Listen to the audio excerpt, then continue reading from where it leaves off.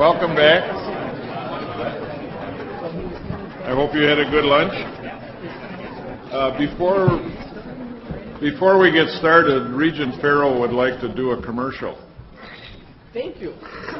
I have before me and all of you, as of just recently, Wisconsin Eye has gone mobile. You now can get Wisconsin Eye on your smartphone and iPad. And what you're seeing right now is the session live as it's happening. Right now they're having the tribes address them, but they're in the middle of their right to work. But I really hope that you all know and take advantage, especially as we will cover all the joint finance meetings live, even the 4 that will be in the field. This year we can do them live. And send your money, please. We're a not-for-profit, so don't forget wisconsineye.org. So this portion of your Regent meeting has been brought to you by Wisconsin Eye. We don't need any help. I didn't hear what you said. Probably a good thing. I'm sorry. Tonight remark, I'm pretty.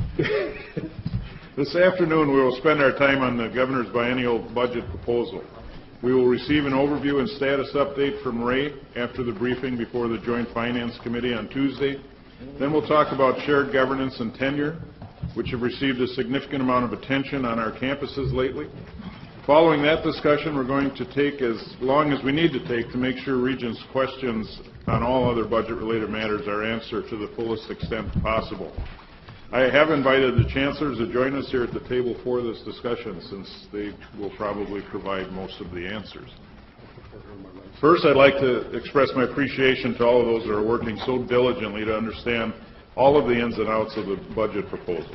It's a challenging time, but I also see it as a time of opportunity.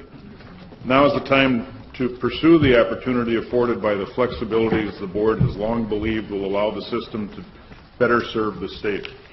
The opportunity also is here to secure a new dedicated funding stream to provide stable state revenue budget after budget. And we will be open, prove ourselves, and perform to keep that structure in place. President Cross, would you provide us with an overview of the current understanding of the proposed budget? Thank you. Thank you, Regent Falbo. I appreciate you joining UW-Eau Claire Chancellor Jim Schmidt and I on Tuesday when we testified before the Joint Finance Committee. Thanks, Mike. Can I interject something? I didn't want to be up there with you. I don't know if you knew that. And in fact, Regina kept telling me, "Get up there, get up there." And she was saying, "Go sit in the front. Let's go sit in the front row." And I went too far. So. Bob Euchre is your hero? Is that the point? Does that refer to power, or is that an excuse? We had an opportunity to provide initial feedback and a briefing to legislators about the budget's impact, and to thank them for their willingness to address our concerns. We shared these 3 requests. We asked them to create the UW System Authority. We asked them to approve a dedicated, predictable, and stable funding stream for the future. And we asked them to reduce the size of the significant proposed budget cut. Those 3 things. We answered a couple of hours worth of questions from committee members, and if you wish to watch, I would question that, but if you wish to watch our full testimony and the Q&A with legislators you can do so at the Wisconsin Eye website that Regent Farrell just mentioned. We also have copies of our testimony available to all on our UW System News site. So let me update you on the proposed budget by running through our 3 requests. First, I'll address the proposed budget cut. As you likely saw in the press this week, we expressed our appreciation to the Joint Finance Committee members for their willingness to work with us to reduce the size of the proposed budget cut. I want to repeat that. Willingness to work with us to reduce the proposed budget cut. Most legislators, in fact, the vast majority, have acknowledged that this really is significant. This cut is big. They have publicly said they support working with us to reduce it, and privately, they've expressed that to me on a number of occasions. Meanwhile, chancellors are continuing to work with their administrative teams and campus communities to determine the net cut, the actual reduction, and how they would manage it, and how it would impact their institutions. You'll hear some of that today. I want to again thank Chancellor Schmidt for joining me on Tuesday and explaining how his campus's rapid action task forces, the process he's using to try to develop what he will cut, if it has to happen, as he put it very nicely, empty the university basket of all of its contents and collectively decide what we will put back in, not merely rearranging the contents. This afternoon we will begin discussion on the budget reduction, and you will have an opportunity to learn a little more about how it impacts each of the institutions differently. We are and will continue to work diligently with legislators to reduce this cut. Next, let me address the proposed dedicated funding stream. Since we last met, I've had a few more opportunities to talk about the value of this component of the governor's proposed budget. A dedicated, predictable, and stable funding stream, annually adjusted for CPI, will help us better model future revenue expectations and more precisely forecast future tuition. This component would put us in a much stronger position to make the cost of public higher education in Wisconsin affordable, predictable, and stable. We will be able to forecast tuition and help students, parents, and decision makers look into the future 4, 5, 6 years ahead and know with some level of accuracy what their tuition would be. Lastly, let me talk about why we should support, why I support and why we should support the creation of a public authority. As you know, the budget proposes the authority would become effective on July 1 of 2016. I've heard a number of questions in the last few weeks about this proposal. Why do it? Why is it important? What is a UW System authority, and why is it better? Let me try to answer a few of those questions, and I emphasize try. If, like me, you believe that more of our resources belong in our classrooms, then also, like me, I believe you should support the authority. We started down a reform path last year. This proposal helps further that work by putting 7 key flexibilities we have long sought into one governance structure, one package. What flexibilities, you might ask? Well, let me name them. Number 1, budgeting. Block grant funding supported by the dedicated funding stream that gives our chancellors the tools to effectively manage all of their resources. Number 2, tuition or pricing. The flexibility to allow campuses to implement new tuition models, perhaps more nuanced, more predictable, more stable, to better serve students and parents and taxpayers. Models that are influenced by program cost, by competitive markets, by state needs, and perhaps most importantly, by affordability. Number 3, human resources. The flexibility to allow the Board of Regents to establish competitive pay plans and give chancellors more freedom to effectively recruit and retain a quality and diverse faculty and staff. Number 4, capital planning. The flexibility to streamline planning and the design of buildings. Time is money. Construction. Number 5, greater opportunity to complete projects under cost and ahead of schedule by managing more of our own projects. Number 6, financial management. Flexibility to better manage funds earned on our campuses. And number 7, purchasing and procurement. the flexibility to pursue specialized materials, supplies, and equipment unique to higher education, and when possible through national alliances or coalitions, or by allowing us to look at less costly local options when that makes sense. Putting these 7 flexibilities into one package within a public authority will drive greater efficiency. The authority would enhance our ability to shift resources from administrative and non-instructional functions directly into the classroom. It does not reduce state oversight or make us any less public or less accountable to the public. It does not shift oversight from the public to an unelected board any more so than currently practiced. It does give the Board of Regents a broader governance role in these 7 areas, something we have all long desired.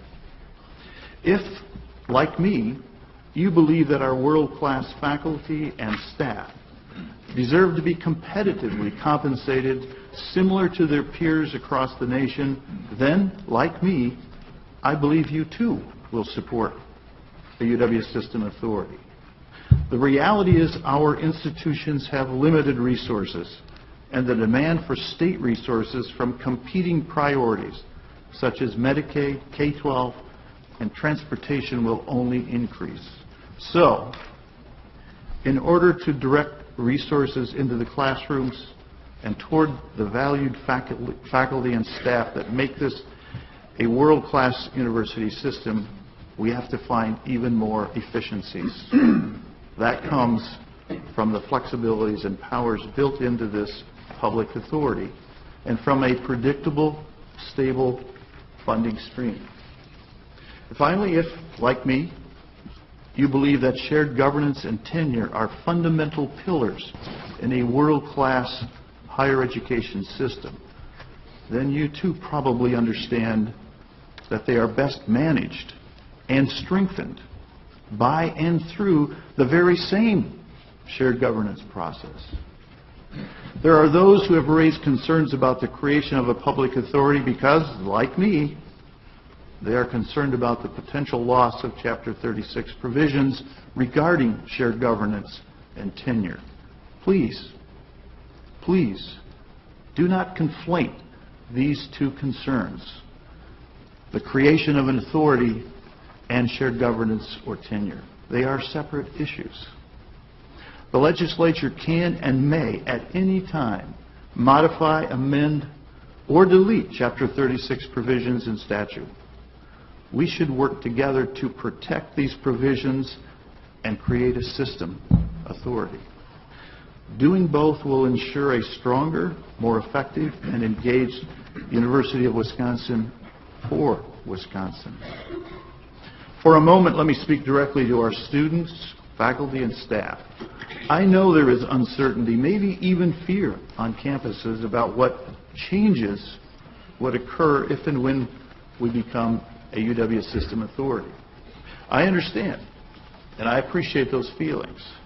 But let me assure you, a transition to a UW System Authority on July 1 of 2016 would be a nearly seamless experience for the people learning, living, and working at our institutions. Classes, life, in residence halls, teaching, research, and all other important work done by our employees would go on just as it does today. So before we move into today's conversations about budget challenges and solutions, I make a simple request. The chancellors and I need your support. We need your confidence. We need you to stand with us to work with the legislature to secure a better, stronger future for the UW system. The way we do that may not be simple, but it's clear. We reduce the size of this budget cut. We support the establishment of a dedicated, stable, predictable funding stream. And we support the creation of a system authority. I believe these changes will better prepare us and the University of Wisconsin for the future and help us better serve our students, their families, and the taxpayers of this great state. Thank you, Mr. Chairman, President. Before we get started with the Q&A, I want to talk specifically about the budget's proposed effects on shared governance and tenure. Among the changes proposed in the governor's budget are the deletion, effective July 1st, 2016, of the sections in Chapter 36 of the Wisconsin statutes that describe shared governance and tenure. As you know, our system has been unique in the nation for having its tenure and shared governance policies in statute. As the budget proposal currently stands, these sections would be repealed, along with many others in Chapter 36. These particular provisions have significance for faculty, academic staff, students, and for us.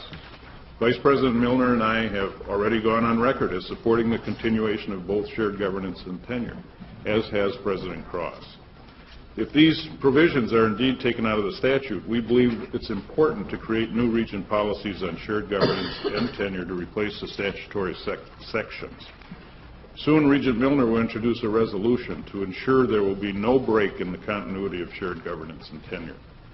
The principles of shared governance and tenure in higher education dates back many years. Shared governance is an essential part of the way we function as a university. It is the process of engaging faculty and staff in significant decisions about the operation of their institution. And it is particularly vital at a time like the present. I'd like to quote from the Association of Governing Boards Trusteeship magazine, quote, "Effective and responsive governance is vitally important during these times of change in higher education. Sharing governance in the face of sweeping and transformative change can help shift the thinking of boards, faculty, and staff from protecting yesterday's parochial interests to aligning efforts to address tomorrow's realities. When efforts are aligned, solutions are often more thoughtful and implementation time is faster," unquote. Our faculty, academic staff, and students should be assured that this board's commitment to shared governance.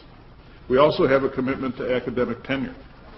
The concept of tenure is central to ensuring academic freedom and responsibility in colleges and universities, where the creation and dissemination of ideas are at the core of what we do. Academic tenure protects the status, academic freedom, and independent voice of scholars and teachers. A well-designed promotion and tenure system ensures that considerations of academic quality will be the basis for academic personnel decisions, providing the foundation for excellence.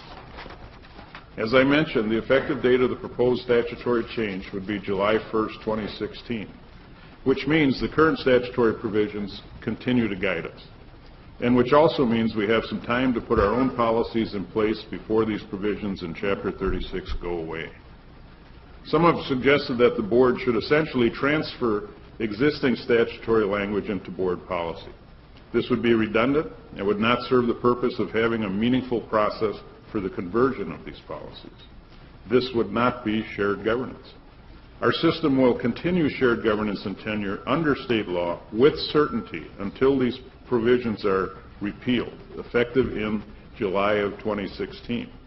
The board has had an opportunity here to have broad board policies developed for a seamless implementation with no break in shared governance and tenure. We have an opportunity through a process of review and analysis to create solid policy statements in these two areas that are so fundamental to our system.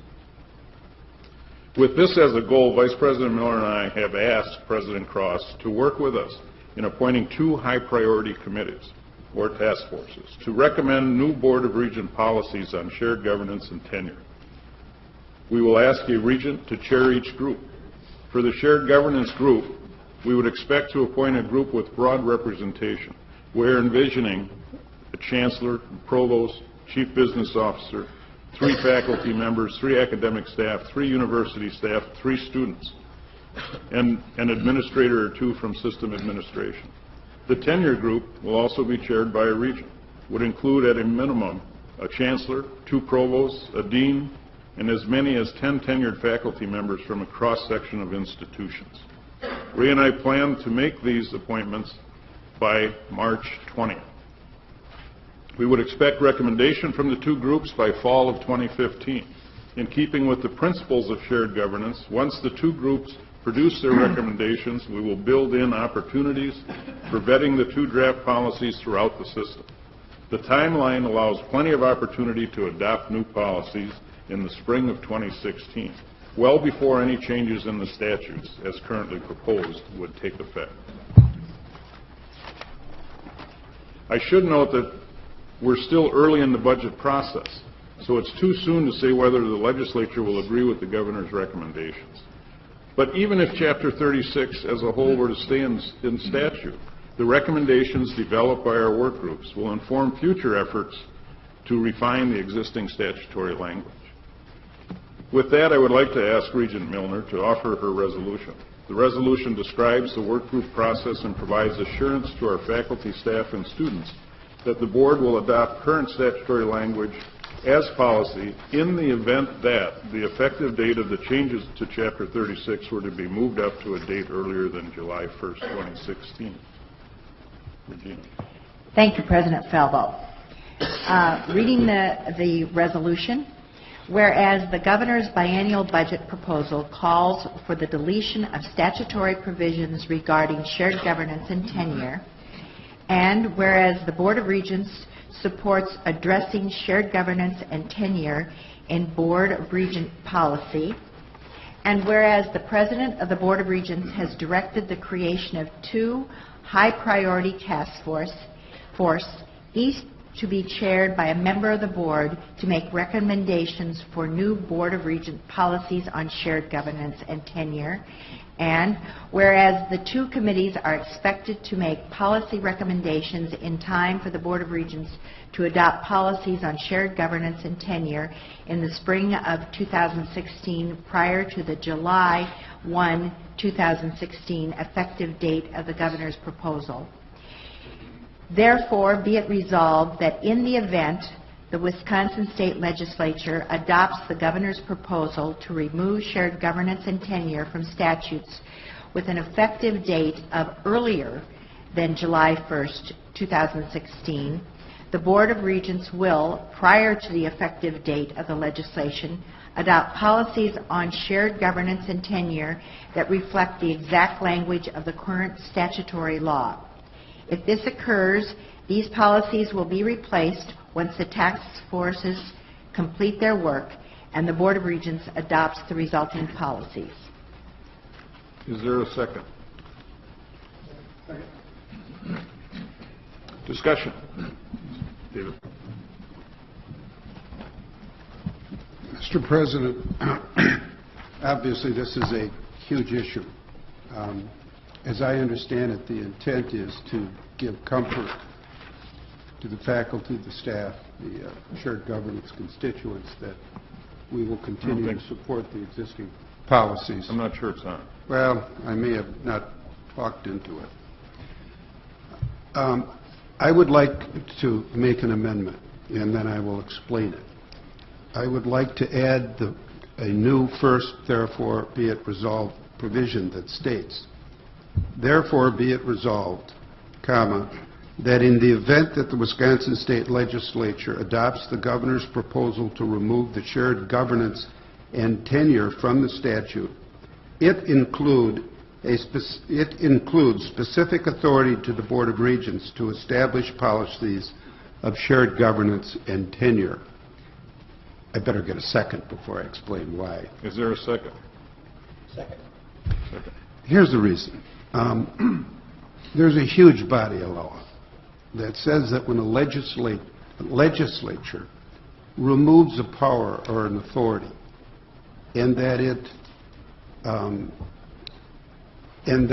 the administrative body underneath the, in this case, the state agency, the Board of Regents, it may be a statutory authority, Board of Regents, that unless it gives specific authority to that body to make its own policies regarding what it removes, that you can do all that you want and all that you say, but your new policy won't be enforceable.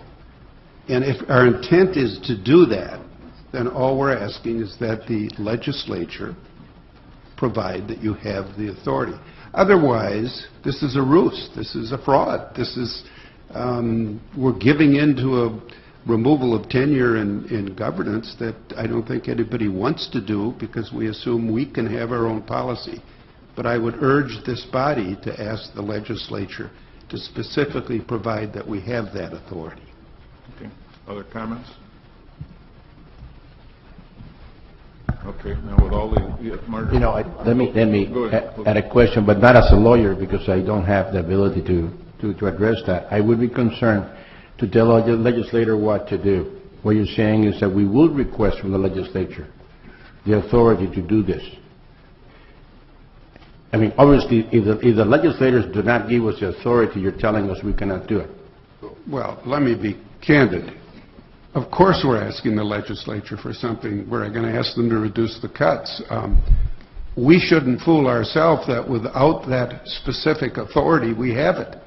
And it's important, the case law will show you, that they look for direction from the legislative body. Otherwise, the legislative body can say, what are you doing? We eliminated that. But I'm understanding that we're under the impression that we can put it in our policy, and I'm just saying our resolution should say that we're asking the legislature to give us that authority. Otherwise, the negative inference is that we don't have it.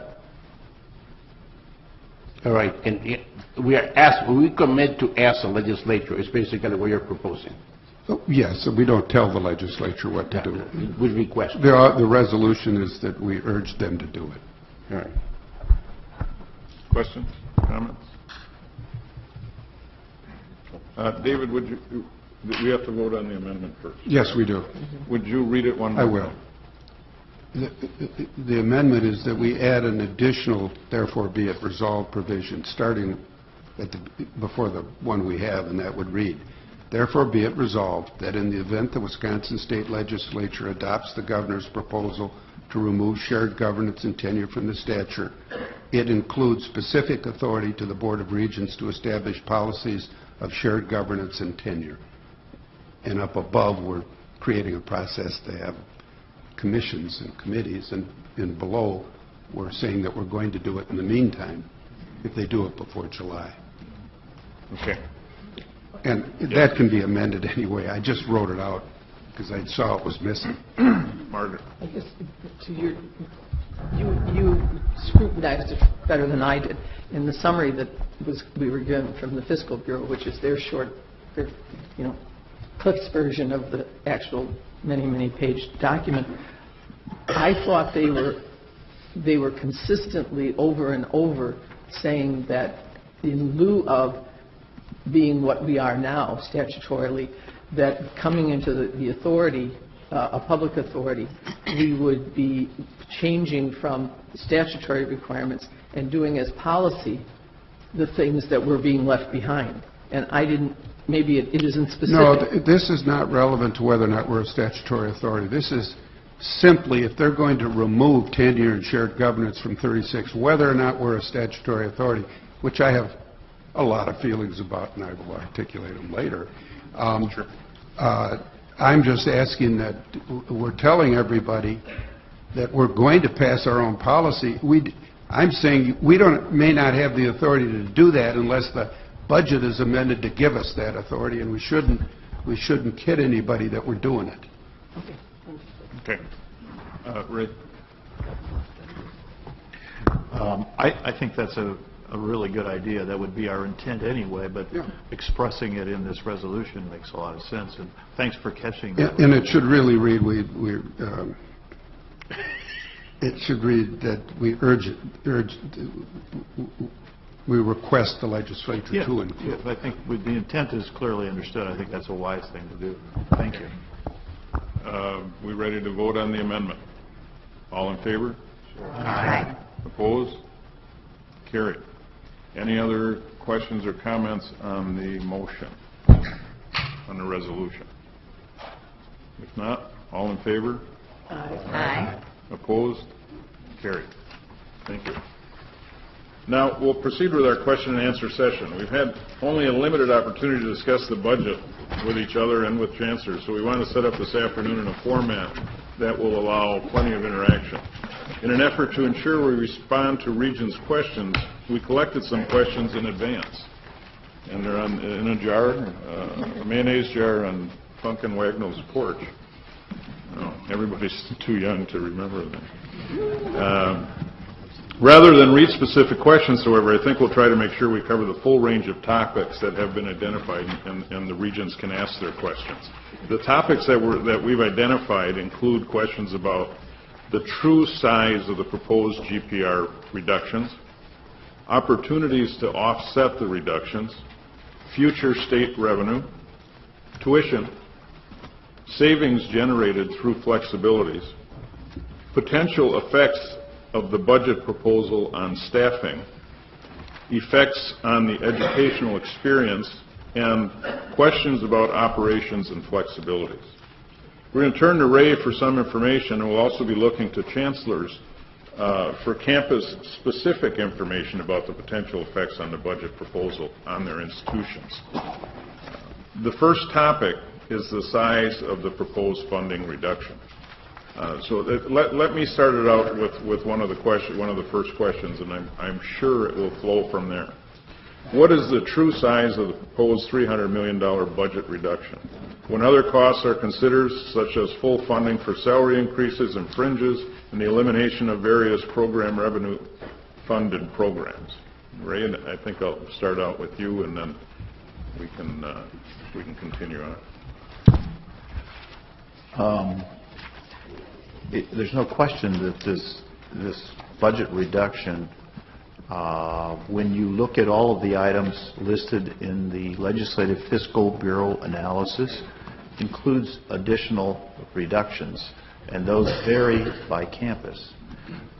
So one of the most important, and I think in the question as it was originally submitted, such as full funding for salary increases and fringes, I think what the individual is getting at is cost to continue. So cost to continue is listed as one-time money in the second year of this budget proposal. One of our requests is to get that included as base, one of our 4 specific, very narrow requests to get that included as base going forward. Then the argument is that we are not getting, if you get CPI over base, even if you get that, the slope of that going forward would not be sufficient to cover fringe and salary increases in the future. The argument is cost to continue, therefore, is more valuable as it's expressed than it would be through CPI annual increases. So let me express it this way. The state pays the agencies cost to continue retroactively. So in our budget, here's our budget, well, there are more fringe benefits that we expend, and these cost continue increases are added retroactively at the end. The reason I expressed it that way is because then the logical argument is if we don't get cost to continue, we're taking a hit here. Well, what the state has done over the last 15 years is give us every year cost to continue, no question about that. But out of the other pocket, if you will, they've taken money away. So even though the cost to continue by itself is there and is an important aspect of this, more of it's taken away on the other side. So the argument is you have to look at it in total, not just the cost to continue. You have to see it in the whole picture. And if there are some other questions that I may not have made that as clearly obvious as I should have.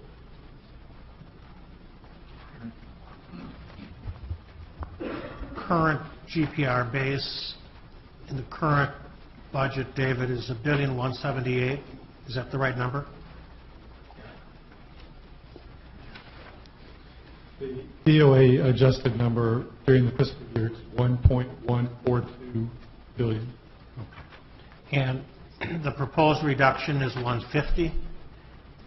So 13% is the proposed reduction in GPR. Correct? That's what the paper says. That includes debt service. I know.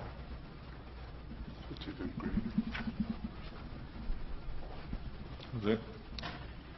Were you done, Jerry? I'm sorry. As I was reading one of the documents, I came across things like the elimination of many other things that caught my attention, such as delete Wisconsin Bioenergy Initiative, delete Environmental Education Board and grants, delete solid waste research funding, delete extension, recycling, and education funding, and it goes on and on and on. And my question is, what is the total of all of those items that are being deleted? And what is the expectation that, and is that total included in the ever mentioned 300 million, or is it 300 million plus all these other items that are being deleted? And additionally, is then the Board of Regents expected to decide on each and every one of those whether we will continue or just let it stand that they've been deleted and that's it? Anybody? You're correct in assuming that, Regent Vasquez, and specifically, David, would you like to speak to that amount? I don't have that sheet right in front of me for some reason.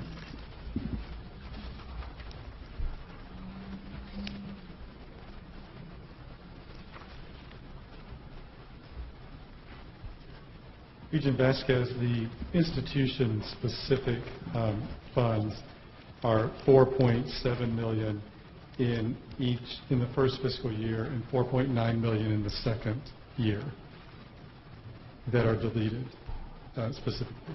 That cover all the areas he was, or those and all the areas that he's talking about? The cost to continue that President Cross was describing would delete $12.7 million that we're receiving as one-time money this year that we would not get because we're pulled out of the comp reserve for fringe benefits. It's 12.7. And the 21 million that we get as one-time money in the next year that is not going on into base.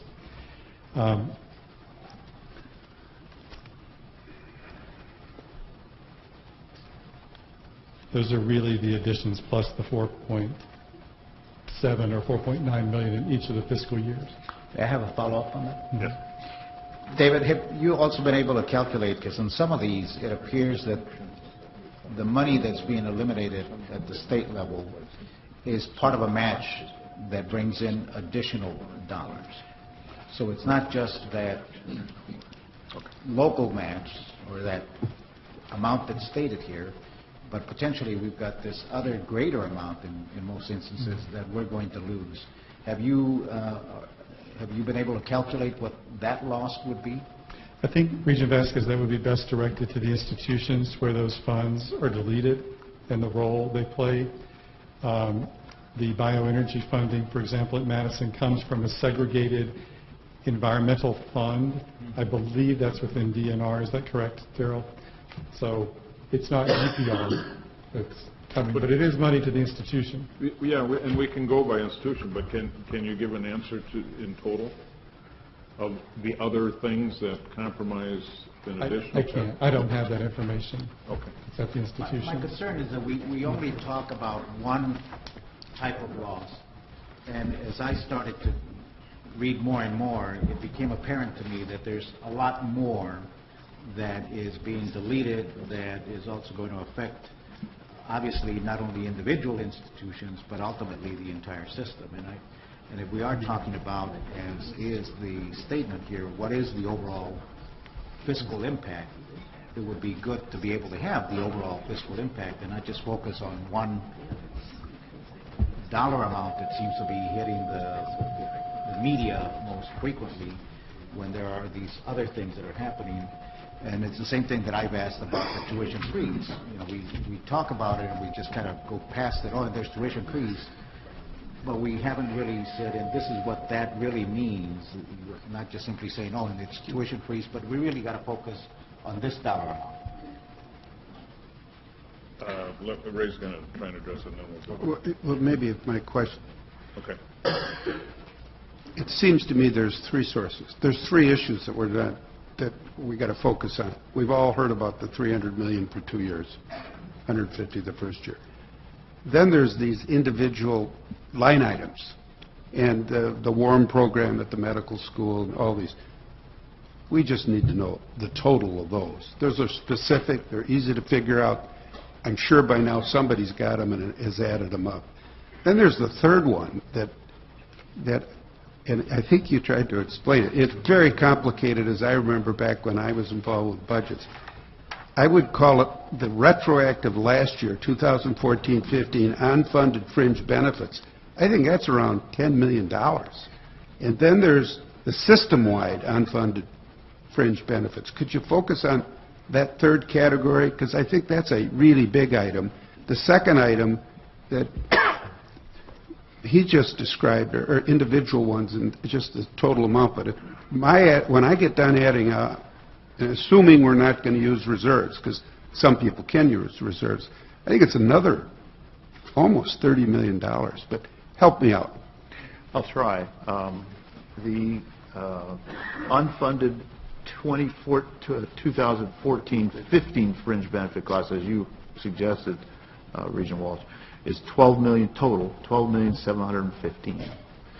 The institution-specific cost, those items that you're talking about, Regent Vasquez, is $21,131,000. So your number of 31 or 2, I think it's 33, right in that area, 33.4. But what about the system-wide fringe benefit costs in addition to the 2014-2015? David? Yeah. It is the 21. That's included, I think, in the 21. So that includes the WARM fund itemization? I think that's include. Does that include the WARM? And there's several other smallers, including the. Yeah, there's about. I added it up about $6 million, but. President Cross, the $21 million in institution-specific cost is not the fringe. The fact that they're both 21 is just serendipitous. The $21 million in fringe for the coming biennium that we only get on a one-time basis is also 21. Sorry, that's confusing. It's just. So it's a total of $50 million in addition to the initial 150 for a $200 million the first year. Mm-hmm. That's a lot worse than what the public thinks. Well, there are also revenue enhancers that we have to look at this. Right. We can't just look at the costs. So. We'll get to those. Yeah. Comments? Mark? You know, our budget is complicated. It's not incomprehensible, but it's complicated. And you know, there are all these numbers out there about the percentage of a cut. And you know, unfortunately, there are even some members of the legislature that are looking at our total budget, and they're saying, "What the heck? If you can't manage a 1.2% cut, you know, what good are you?" We used to have a one-page summary that said, here's our total budget, and now you take out the things that we have no ability to use to educate students. So now we're down to an amount of money that is GPR and tuition, and this is what we have available to educate students. Do we have a number, a percentage, you know, what is the reduction if this proposal goes through on the amount, the percentage reduction on the amount of money that we've got available to educate students? Would it be better to, do we know that by campus? Well, the Journal Sentinel did their, they said 6%. Man, I'd rather get it from our staff. In some ways, we are our own worst enemy in that region, Bradley, because we will often say that of the $6.1 billion, the state only provides 18, 19%.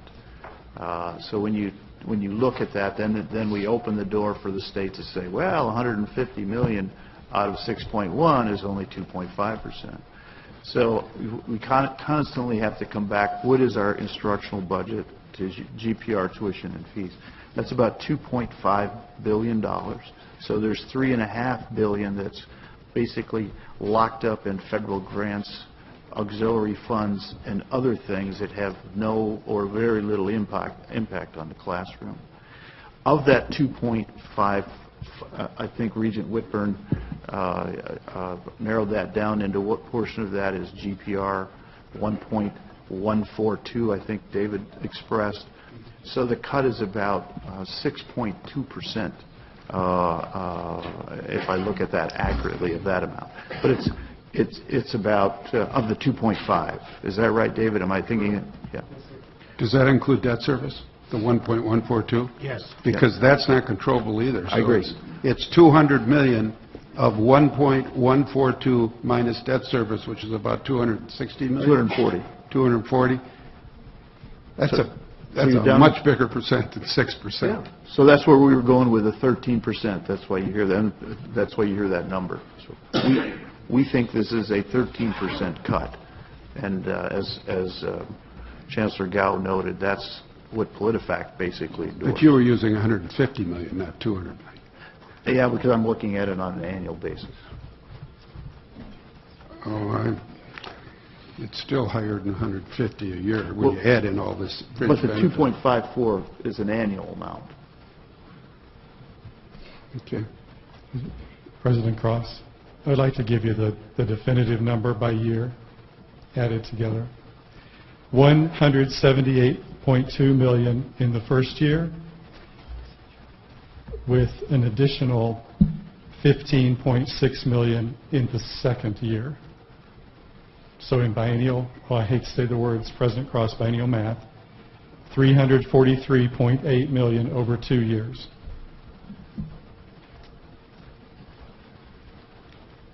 I hate to keep asking questions, but I want to make sure that we all understand that none of those costs include the costs that would take place if we have a statutory authority, like all the workman's comp, the fringe benefit, the fact that there's no sovereign immunity and we'd have to insure. We're not talking about any statutory authority costs in those numbers, are we?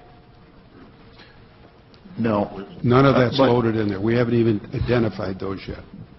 But Regent Walsh, we also aren't sure that those are the statutory costs you're talking about, sovereign immunity and so forth. We can talk about that yeah, when we that's get to that. Yeah, but we're not including it.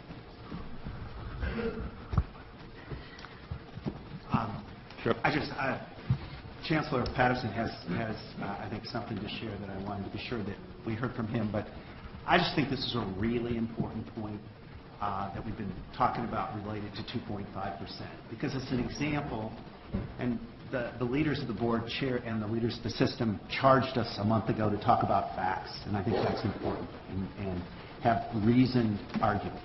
We also have to dispel fiction that are being offered in the process of this conversation about the size of the cut and the dimensions of the cut. And so when somebody stands up and says, this is only a 2.5% cut to a $6 billion enterprise, what's your problem? We have to have an answer to that says in very clear terms, it is a problem and this is why, and this is how it goes to the core educational mission that we are designed to serve. And so I just think that it's important both to shine that light, and I'm now turning it over You're now to Chancellor Patterson introducing to tell us a little more Chancellor about Patterson. Okay. Thank you. Thanks for that introduction, Chuck. Thank you very much. We've looked at this question pretty closely at Point, particularly when the news articles came out about the 2.5%. But we were trying to be respectful of everybody's point of view, and there are varying points of view on this question. So for our budget of $219 million, if you put it all in one bucket, everything, it's a 3.5% cut. The problem with that is $83 million we can't touch. If I spent federal financial student aid to buy microscopes, I'd go to jail. So I'm probably not going to do that. So when we don't want to vote on that. I was just going to call for that. When we take out that piece, it becomes a 5, almost 6%. But then we get down to the program revenue, for which all money is not green. And when we take that out, it's an 8.5% cut. But when we look at our state support, at Stephen's point, and it's more than just the $300 million, our share of that, because there's the segregated program cuts, for which we have $1.4 million in, plus our $6.4 million in the regular cut, plus the cost to continue. And not even figuring in the cost to continue, the other two add up to almost $8 million for Stephen's point.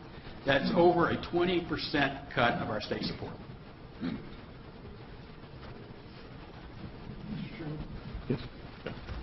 Just so I can put, I guess the question is for you, Ray, and maybe David, just so I can put it all into context.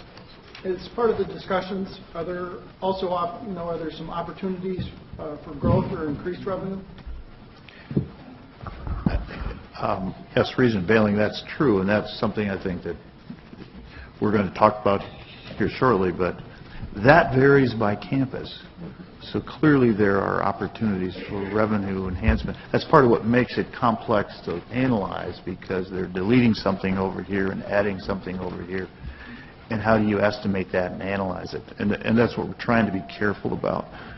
Historically, when the university has been cut a certain amount of money, we didn't have to analyze a lot of other things. That percentage, that allocation came to each of the institutions, and therefore you knew that's what you were cut. Now there are revenue enhancers in here that are opportunities that for instance, if the Minnesota reciprocity capability of those campuses that are able to leverage what they don't get today, they will get in the future, that portion that goes to the state. So there are things that we have to look at, institution by institution. And that's one of the things that I think has been frustrating to a few legislators, that we haven't expressed it in that way, and we're trying to be very careful to say, wait a minute, there are some revenues here, but that's not true for this campus over here. And I believe, as Regent Pruitt said, our goal is to speak truth to power, as I think Regent Bradley mentioned at the last board meeting, and we have to be careful not to inflate or inflame or misrepresent that. And a perfect example of that is that $6.1 billion. In our budget, our instructional operating budget is about $2.5 million in total, and even a bunch of that is debt service, as was mentioned. And so when we have to look at this in multiple ways. And then there are some savings in here. How will those be distributed? Clearly, the flexibilities don't provide the kind of money that has been tossed around in the past. And we've analyzed this 15 different ways, and I think it's safe to say that there could be 20 million in here, but 6 to 8 of that's capital savings and would really be money not spent, therefore it wouldn't be something we would secure anyway. So realistically, 15 million is probably possible. And if you think about that, 15 million, it's not pocket change, I'm not arguing that, but it's not 150 million or 300 million either.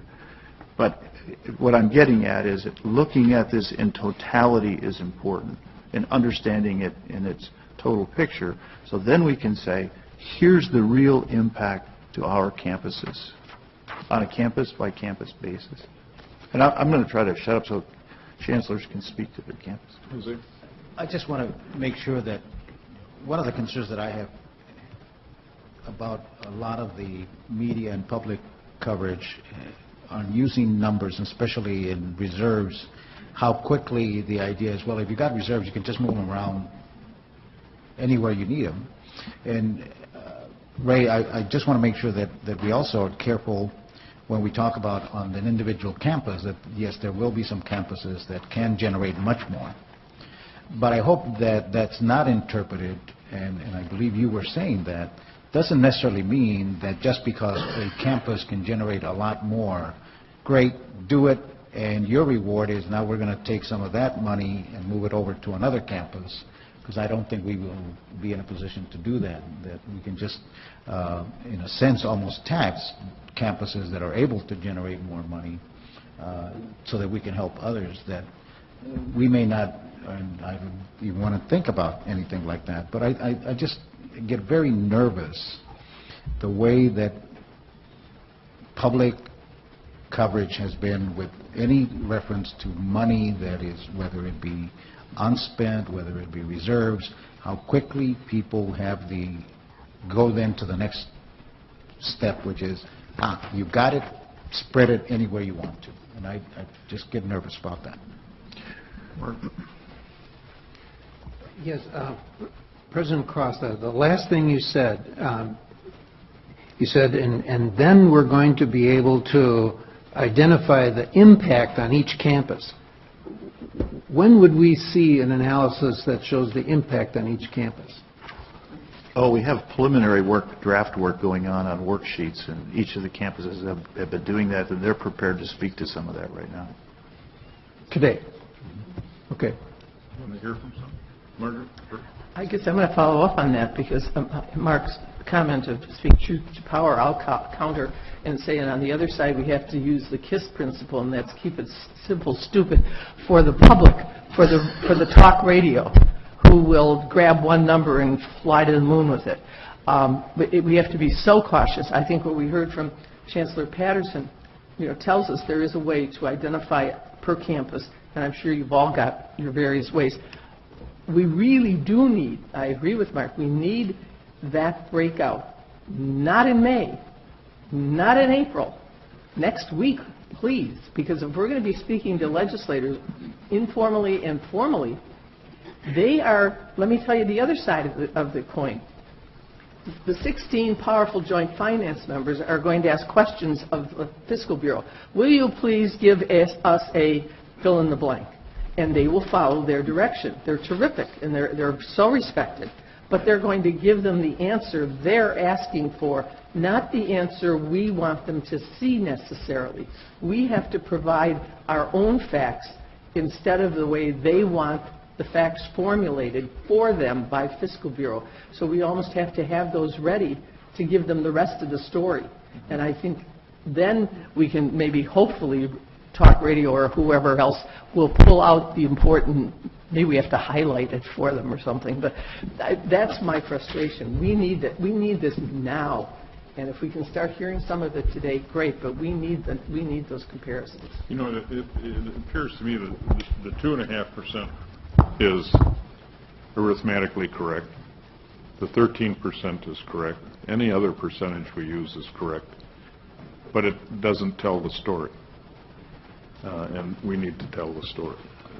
Well, and the other thing is, by the end of April, there's going to be another revenue projection.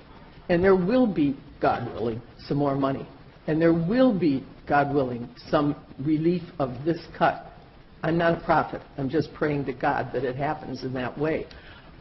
We still will have these relevant figures to say, okay, that saves us from doing this, but we're still going to have to do this because we're still having a cut. It's our numbers, not their interpretation of our numbers. Do we have a couple of chancellors? Maybe pick up on Mark? Yeah, I'd be happy.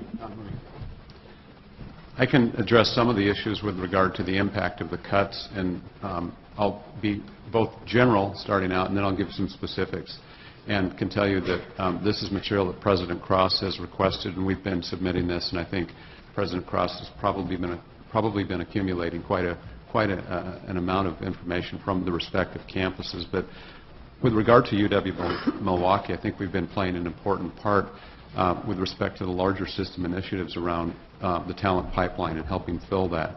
I met with Tim Sheehy for several hours on Monday night, and he continues to express, Tim, for those of you not here in southeastern Wisconsin, he's the president of Metro Milwaukee Association of Commerce. And we talk a lot about the 100,000 jobs that will need talent by 2023. And the role of UW system institutions in southeastern Wisconsin that are going to be adversely affected by that. At a general level, also, I think about the partnerships that each of our UW system institutions have with the organizations, whether they're healthcare, nonprofit, manufacturing, any kind of organization. Those also will be affected. And if you think about all of the regions in which we operate, the universities usually are the catalyst for the economic growth. They're tremendously beneficial on so many different fronts. So those are, if you will, kind of the axiomatic principles underlying the effect of the cuts. But when you get more specific, and you start looking at the size of the cuts at UW-Milwaukee, the net, if we use the pro rata formula that we've had before, we would come out to be about a $24 million cut each year of the biennial budget. And what that will do to us, and has already been doing, and I think it's important to put in the context of the fact that we've had $32 million in cuts over the last 15 years, and this, looking ahead, is $40 million over the next 2 years. So it's just tremendously larger than what we've dealt with before. We're already on the research university front by the Goldwater Institute ranked among the most leanest research universities in the country. We have cut and cut and cut already. So it's in that context that we look at this. For example, the types of challenges that we have, what they come down to is we would be looking at potentially 200 to 300 cuts is the type of job loss that we are estimating could be up to that type of range. As you heard from this morning, as you heard the types of technology enhancements, we've cut already so much in the administrative ranks trying to really protect students and research that the types of cuts that we'd be looking at now would be in terms of a lot of the student support. So with our high needs for student access and research in Milwaukee, we look at this as significantly challenging on a number of fronts in terms of the types of positions that would support our students. As we look at things that would affect our enrollment further, it becomes kind of a downward spiral. If we don't have the enrollments, it's harder to generate a lot of the revenue. We've had, last year alone, 56 offers declined because of the challenges that we have. We have 16 faculty who left in a voluntary manner. This is not a retirement, just in terms of that area.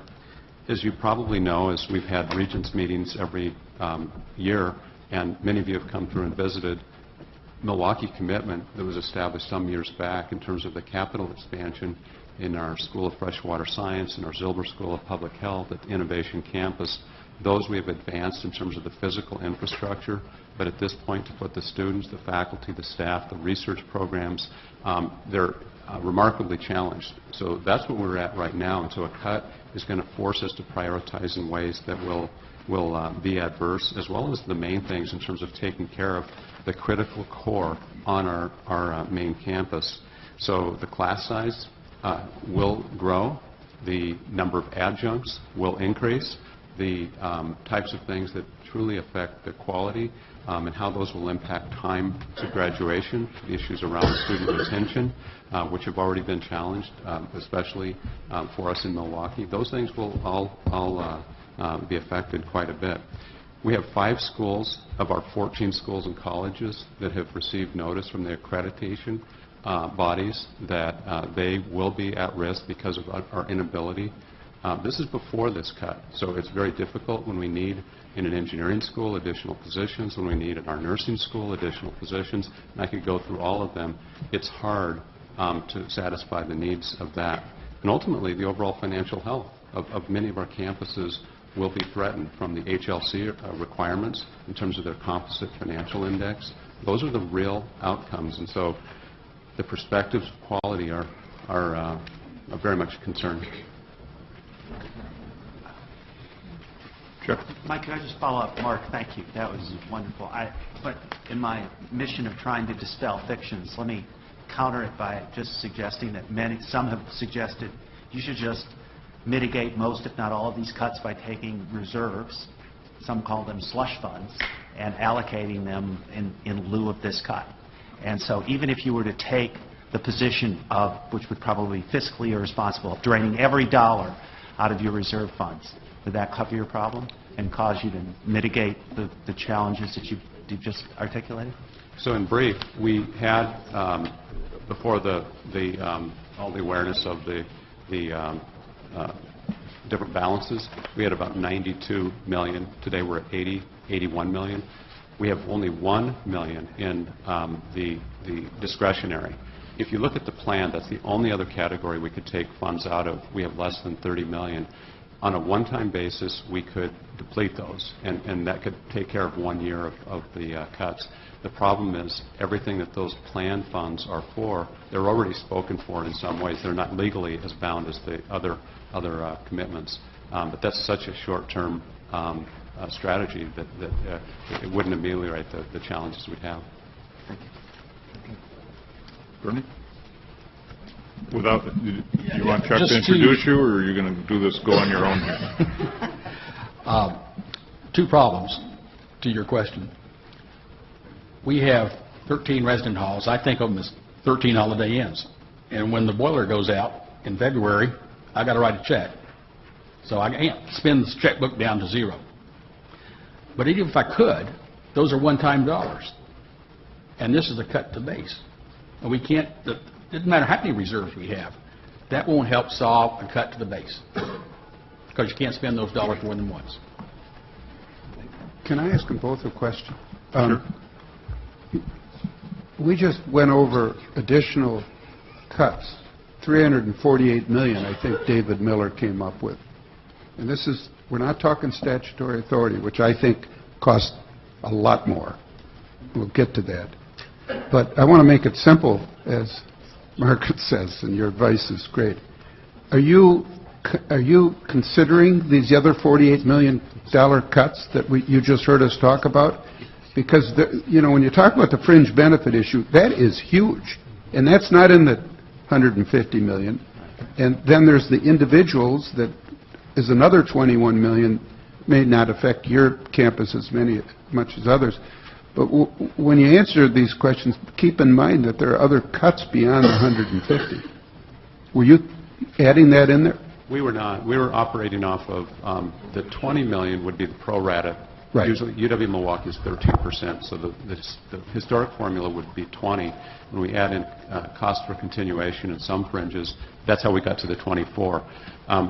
I think as we look more at the public authority, as we look more at the other aspects of the cuts and things that would not potentially be covered, we know there could be many, many more cuts that we'd all have to share, right, or many more costs.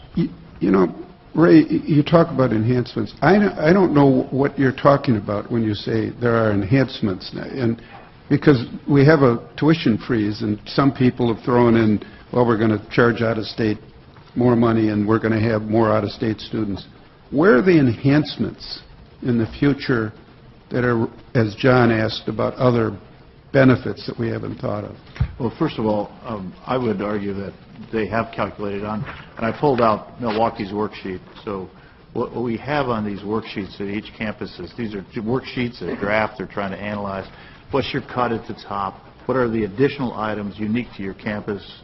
The institutional items that you've been articulating, what are those? Where does cost to continue fall into this? And analyzing that, not just in 2 years, but how does that go out over the future? So there are opportunities in here. Minnesota reciprocity is one of them. Obviously, that doesn't affect everybody. But having control over the tuition in the future. But we don't, so we can't assume that, because they'll take it away from us the first chance they have an opportunity. And history has proven they have. Yeah, so you can't count that. And we have not. Okay. Although we haven't estimated in here, once this is starting to go up, we've used an estimator of 2.5% per year. What would that mean? So we're trying to understand what... Eliminating that, where do you get the enhancements?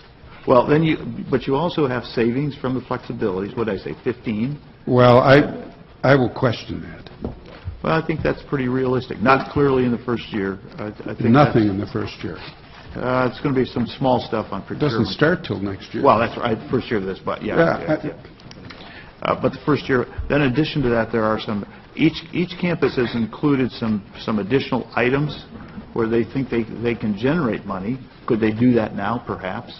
But the revenue enhancements, the principal revenue enhancement, I think.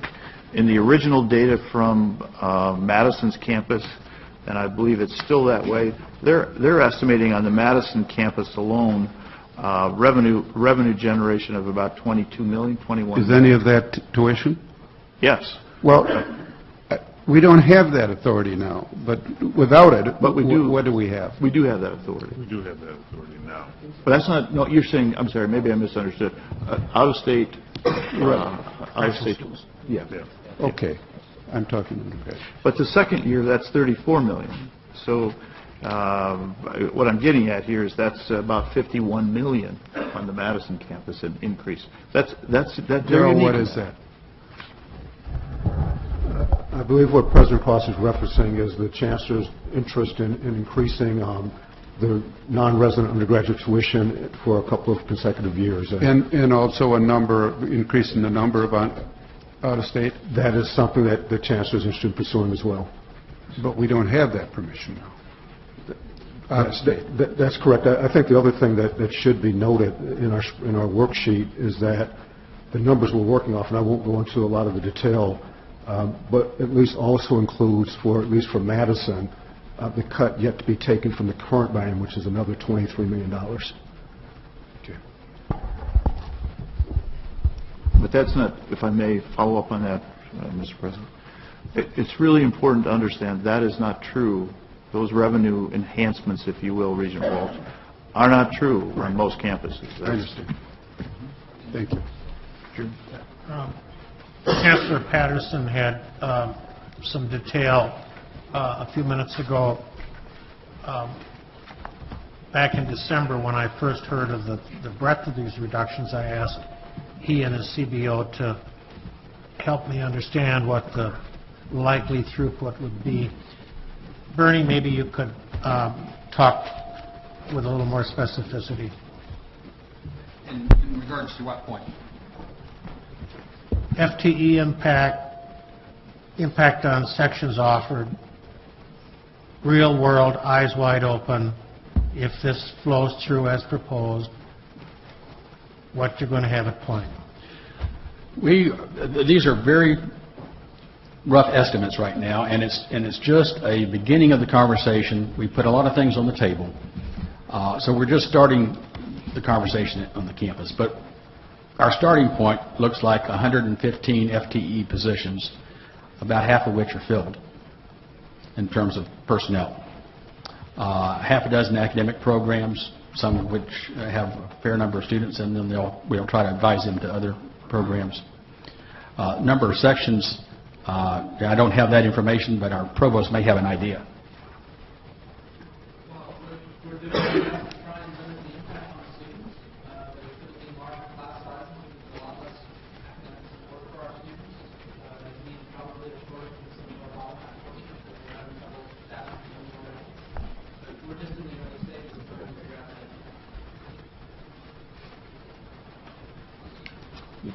Dean? Just to reinforce a couple of things and add impacts on UW River Falls. And again, this is all based on modeling. We're in a time of uncertainty and trying to balance that with planning and needing to take action. It's very difficult on our faculty and staff.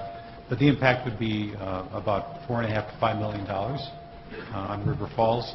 Some of the concerns are certainly this idea of how do we support our students. 42% of our students are first-generation college students. So when you think about some of the directions we're pursuing, like high-impact practices that have been proven to help retain students, all students, including underserved students, I worry about our ability to do that.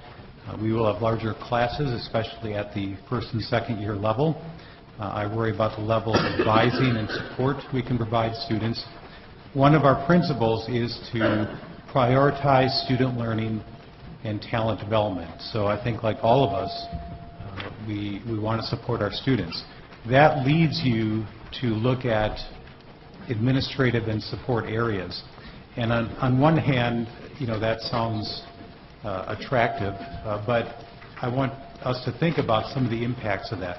When you start looking at staffing and support in areas such as financial aid, human resources, police, these are the other administrative areas that you have to start doing some pretty significant changes to.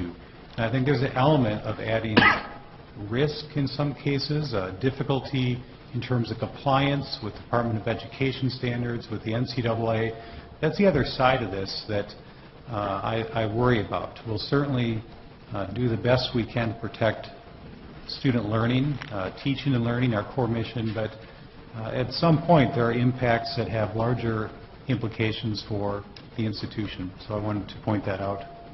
In terms of revenue, I would say, out of fairness, in this proposal, River Falls and some of the other institutions in the western part of the state would potentially see some new revenues with the Minnesota Reciprocity Agreement. So if that were to come to fruition, that would help to some degree.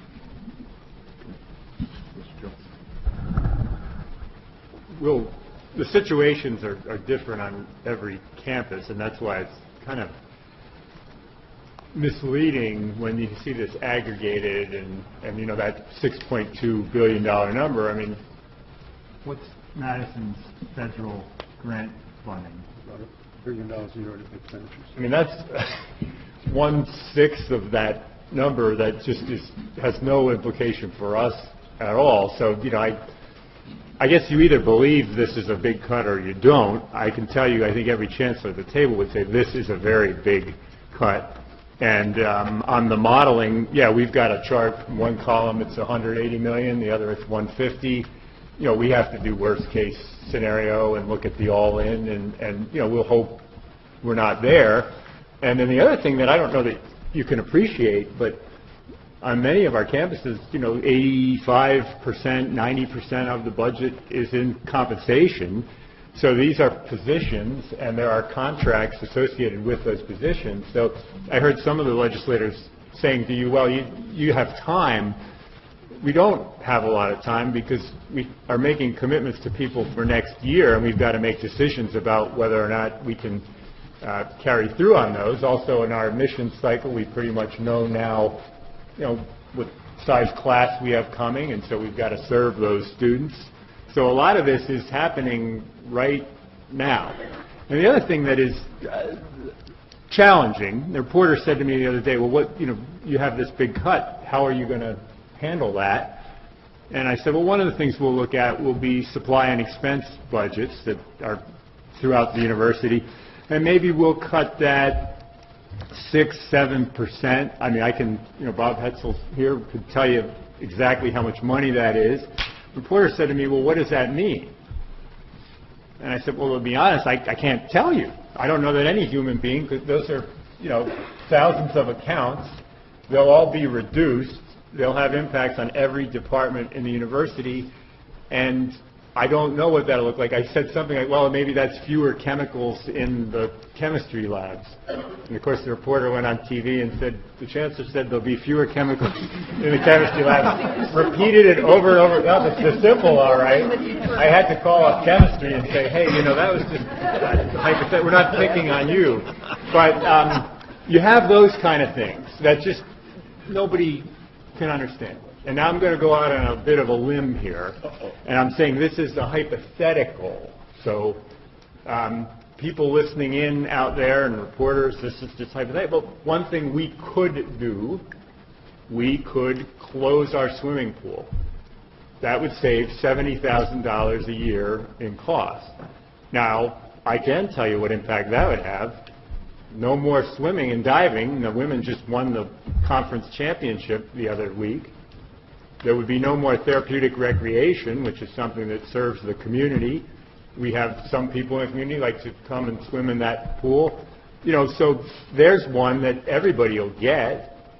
And then you have other things that just, they're very hard to explain what the impacts are. So we're trying to do this in a way that it makes sense to people, but also minimizes that direct impact. But it is really hard with a cut of this size. And at least on our campus, we're trying not to lay off people because in my heart of hearts, I mean, this situation is not something they created. You know, it's something that other people said, we have a different priority in public funding, and we're going to reduce that. So I don't know that that is appropriate to say to people, well, you're out of a job. And by the way, I don't know that we ever had a very good discussion of how that priority shifted, but it did, and we have to live with it. But we will have then things like, you know, custodians. There's a lot of vacancies there. So we'll just have fewer custodians. What does that mean? Well, Bob again could tell you there's a scale 1 to 5, and 1, I believe, is dingy.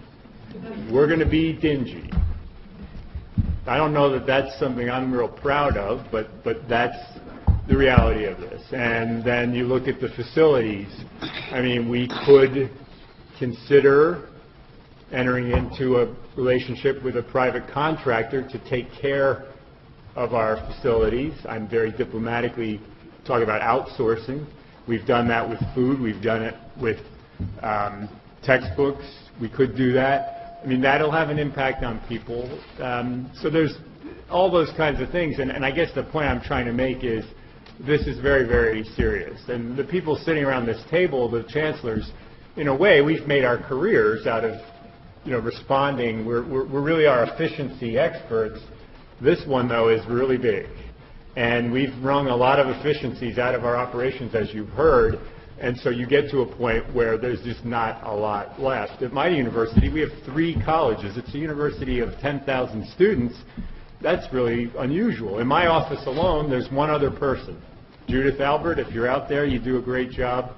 She's sitting at the desk there, directing the traffic today, and I'll get some email here that I need to respond to. She'll handle some of the rest, but we don't have a big, group of people there that I can say, well, we're going to have one fewer. So that's the point I'm trying to make. Thank you. Tim? I have a question about some of the processes that would be necessary in order to reduce staff, reduce faculty. Because, somebody mentioned 115 full-time employee positions, half of them currently filled. So if you're going to eliminate, 60 positions or so, I assume some of those would be faculty people. And as I understand it, in order to eliminate a tenured faculty member or the position, one has to declare a financial emergency, form a committee to accept the fact that there's a financial emergency. Once that's accepted, you have to form a committee to determine who to eliminate. And then, once you've done that, you can actually notify individuals that they can be eliminated. But the date, there are only 2 dates, beginnings in the or ends of 2 semesters, where they can be eliminated, and they have to have at least a 12-month notification before that actually takes effect. And then, of course, there are some residual things that have to do with, you can't replace, you can't redo that position without offering to that person first. So I guess my question is, practically, if you've got to eliminate a faculty position, I don't know that you can do that within 18 months. So how do you begin to save dollars against these cuts if those are some of the rules? And I may have that wrong, but that's as I understand it, and so I sure would like to be enlightened if, in fact, that's not the case. I know Dick wants to say something. Can you respond to his question before you? I'd have to look at Tom Stafford if I was going to answer that. You're essentially right. Getting rid of faculty is a time-consuming process. So it is not one. It is also devastating to a campus, and I live on a campus where we had tenure faculty layoffs back a long time ago, and the whole time I've been there, it still resonates around there. So it's an issue. That wasn't what I was going to talk about. So, I was just using. But you gave the mic to me, so I'll talk a little bit about some of the rest of this. The cut at UW-Whitewater, if we go the traditional division, is $4.2 million, plus $1 million or $1.5 million in those nice little extras that we talked about. So and those aren't cuts, they're added costs. So we have about $8 million we have to accomplish. We did, as many others did, we've been going really slow on positions that we have to fill. These are positions that are in the budget, that are GPR, that are filled now, and are not yet filled for fall because someone is leaving those positions. That will get us approximately 1/3 of the cut. Now, to give you an idea, that's 41 positions. 12 of them are faculty positions, 5 are academic staff. That is 73 classes that are in the schedule right now, we have no one to teach. That's dealing with 1/3 of the cut.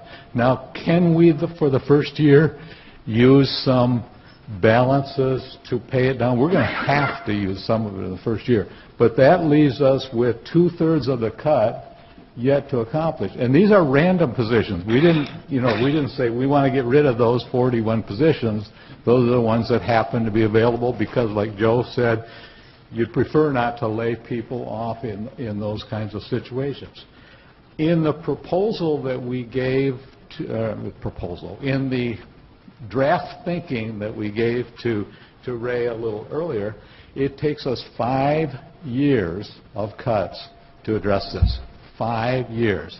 Do you know what that's going to do to a campus? If we're cutting $1 million or more every year for 5 years, that's the level that we're talking about.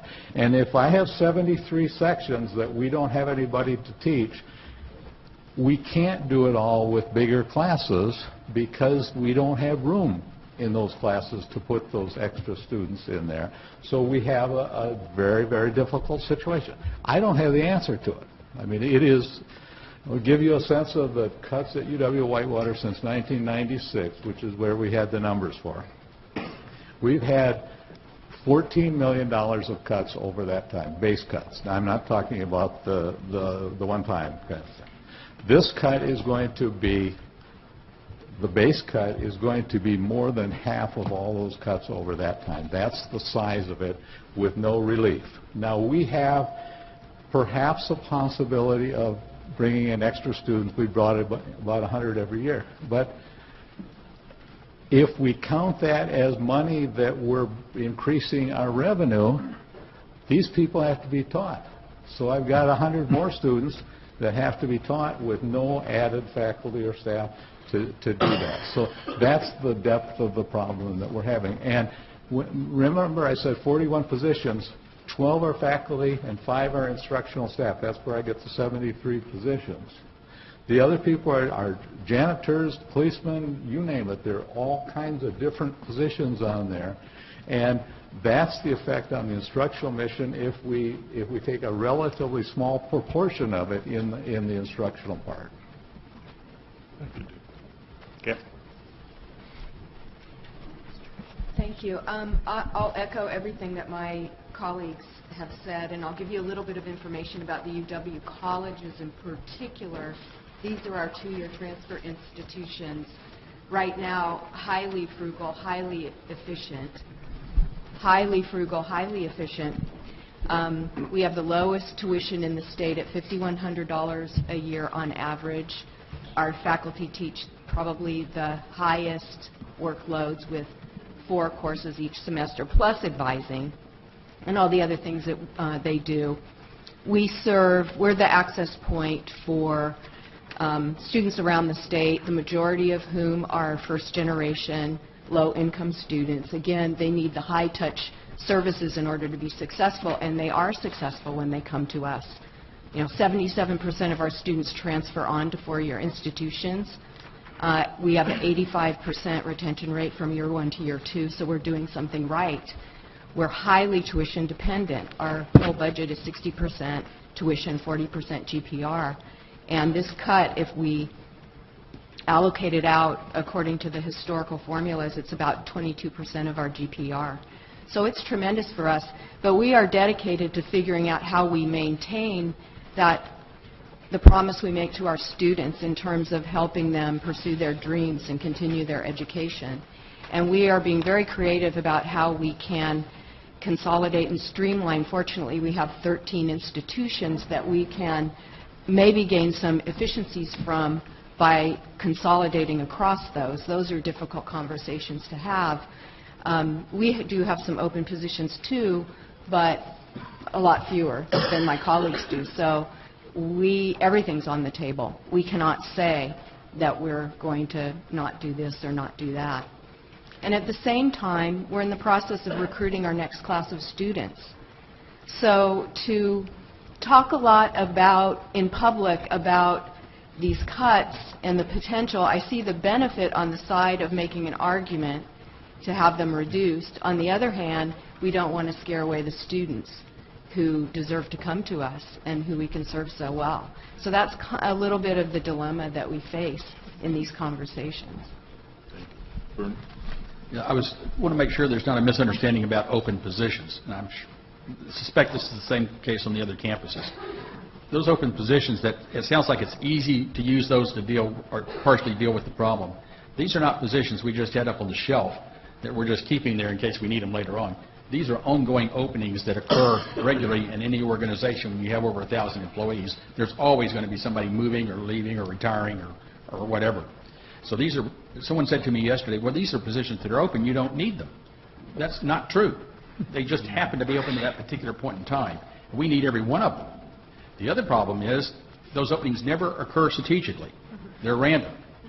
And it makes it even more difficult to deal with. But just because it sounds like it's easy to deal with it because it's an open position, you don't have to lay someone off, is really misleading because we desperately need the open positions as well. Regent Farrell and Regent Pruitt and I attended a faculty senate meeting in Milwaukee, and I thought we had a very, very good discussion. And I want to publicly thank Regent Farrell because she really set a very good understanding of the entire budget process. And I think she did an admirable job of letting us know how the process moves and that there is still time for discussion. What I'd like to do is ask the Chancellor if he could just comment quickly on that Senate meeting and just kind of encapsulate the discussion. I think it's important to hear, how the kind of discussions that are being held out on the campuses. So, Mark. Thank you, Regent Vasquez. That was my front for Mark also. Thank you. Thank you. I hope this is close enough. I want to express my appreciation to Regent Vasquez, Farrow, and Pruitt for joining us that afternoon at the Faculty Senate meeting at the request of our university committee. And I think it was a very productive discussion, and I think it's much like today to bring the regents and the chancellors closer and the campuses closer to the regents to understand, what in a two-way dialogue, what is occurring and some of the thinking behind it. We talked a lot about the size of the cut, the need to communicate using numbers, much like what Regent Farrow talked about today, to make our case with specifics, keep it simple. There was a lot of discussion around the public authority, and the platform that I would say is I think that the resolution that was passed earlier today is going to go a long distance because there is great concern about the timing and the nature of what's going on with the State Budget Bill 21. And so I think that the regents making the clear commitment, the statement to shared governance, to tenure, that's so important because that's what a lot of the undercurrent is. I think there still remains questions about the public authority, many of the nuances. So, for example, yesterday alone, the neighborhood associations are sending me letters about the Downer Woods provision that's repealed. That's very big, very important in our community. I also received from 260 faculty of color a letter from the representatives where you have in our notebooks today, where minority and disadvantaged students, all the provisions are repealed. And so questions about those types of things, how will the Board of Regents address those? So those are the types of questions that continue to remain.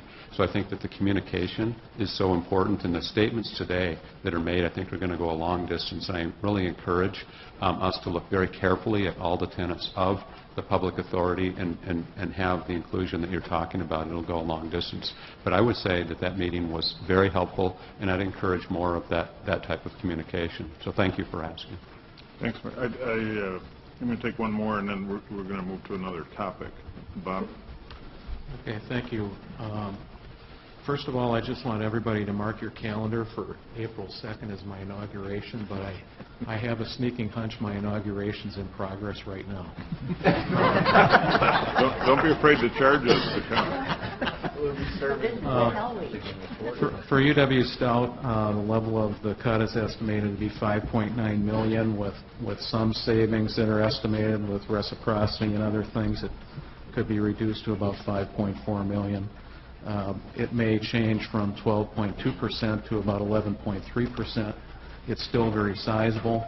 I would estimate that it amounts to about 50 to 90 positions for the university, and that really depends on where we end up in terms of what positions end up being reduced.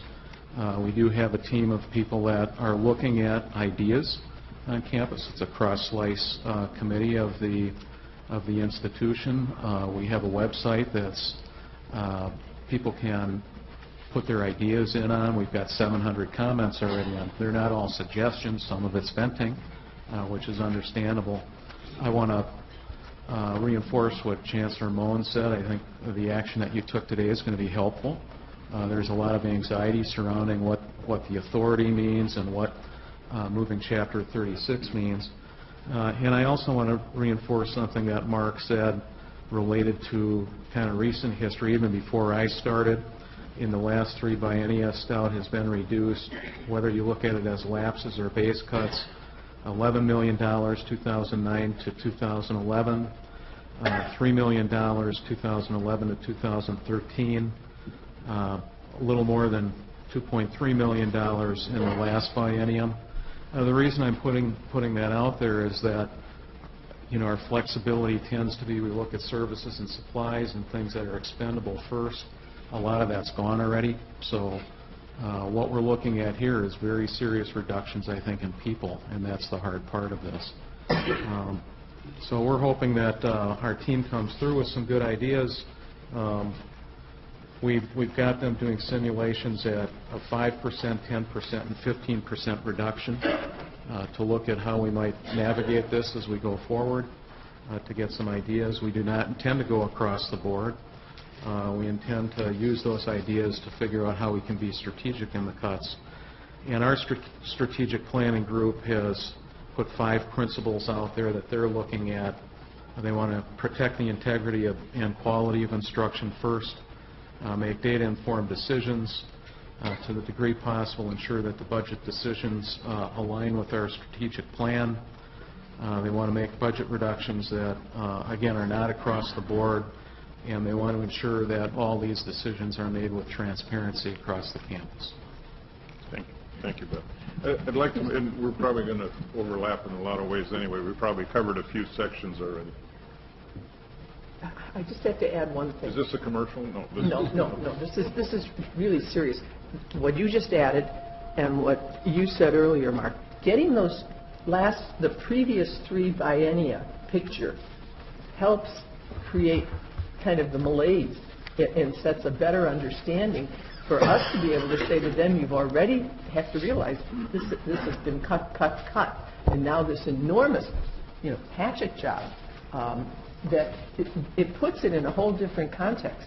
And I think we have to have those percentages, if not numbers, from the campuses to be able to use. I really appreciate that kind of extension of history, reaching back further in history to give us a clear picture. For the last 3 biennia, we have lost $509 million, 250, and then a $65 million. And then that does not include individual employee lapses or furloughs, or reductions in pay. On the other hand, when the folks in the Capitol look at that and they say, your fund balances grew at the same time, because we concurrently had tuition increases and enrollment increases. So they look at that and say, today, our GPR from 4 operational, not including debt service, about $793 million. In 1998, 1999, that was $798 million. So the GPR has dropped about $5 to $8 million in 15 years. And the increased dependency on tuition and the increases in enrollment have created this conflicting kind of perspective on how to look at this. And these reserves, fund balances, truly fund balances, and have aggravated this in such a way that it's hard to clearly explain it. because immediately the responsibility, and as Joe suggested earlier, legislators aggregate that, and it's quite different on all these campuses. Okay. I'd like to move into future state revenue, which was one series of questions that were submitted. And maybe either you or David would start out by explaining what the dedicated funding stream and CPI increase means. He volunteered you. We do. There are, even if we can't get the cut reduced, and I'm convinced we can with your help, so I think that's critically important. But this is one of those items that I think we need to look positively at, but we also need to look at it in a different way. It starts in the fourth year. That is, the second year after this biennium is when it starts. So there is no cost in this budget if it's moved up into the third year. I don't know why it's in the fourth year, but in the budget it is. So 2 points there. Establishing what our base is going in is critical. That's critical. What is our base? And that's something we want to be aggressive about, including cost to continue in our base, which typically is retroactively provided. Secondly, I think it's important that when we look at this, we understand a couple of things about this. I think Regent Walsh and others and many folks have suggested, Ray, this legislature cannot hold future legislators to this kind of a process. There's no way that legislators can do that. And that's absolutely true. It's absolutely true. But if you look at this modest increase, right now it's 2.14 roughly % year over year. If you look at this modest increase, I argue that what have we had in the last 15 years? If you look at the drop in GPR, increase in tuition, drop, so GPR goes up a little bit, tuition flat, tuition stays flat, GPR drops again, tuition goes up. The volatility in state support has been incredibly extreme. The range has been enormous. And therefore, the range in tuition has been as well. So the thinking here is that if the legislature commits to this as a stable, predictable process, what you have then is a foundation upon which you can build a stable and predictable university. Now, does that have risk? Absolutely. I'm not arguing that, but it's no riskier than what we're in right now. And that's part of the challenge. Some have said, is this based on sales tax? And there were original conversations. Maybe you could do that. That's not what this is. Here's your base. The source may be sales tax, maybe personal income, maybe here's your base. Year over year, there's the increase. That's what this is. And the attractiveness to me is it's twofold. It's stable and predictable. The second part of that is every 2 years, the amount of time we spend trying to figure out and work on a budget request and fight for it and get all of that engaged, basically just steps aside. Here's what it is. Now, is that likely to happen? Let's imagine they're talking about perhaps raising interest rates later this fall. Inflation's going to go up. It's going to go up. Do I naively believe that we're going to end up getting this if it goes above 10? No, I don't. There's got to be some reason in there. I understand that. But to me, this is an opportunity for stability. The way we retain it is connected to how we perform, our outcomes. That's the way we retain it. You know, I want to apologize for being so skeptical and negative, and I also want to say that I appreciate everything Mike and Ray have been through in a difficult time.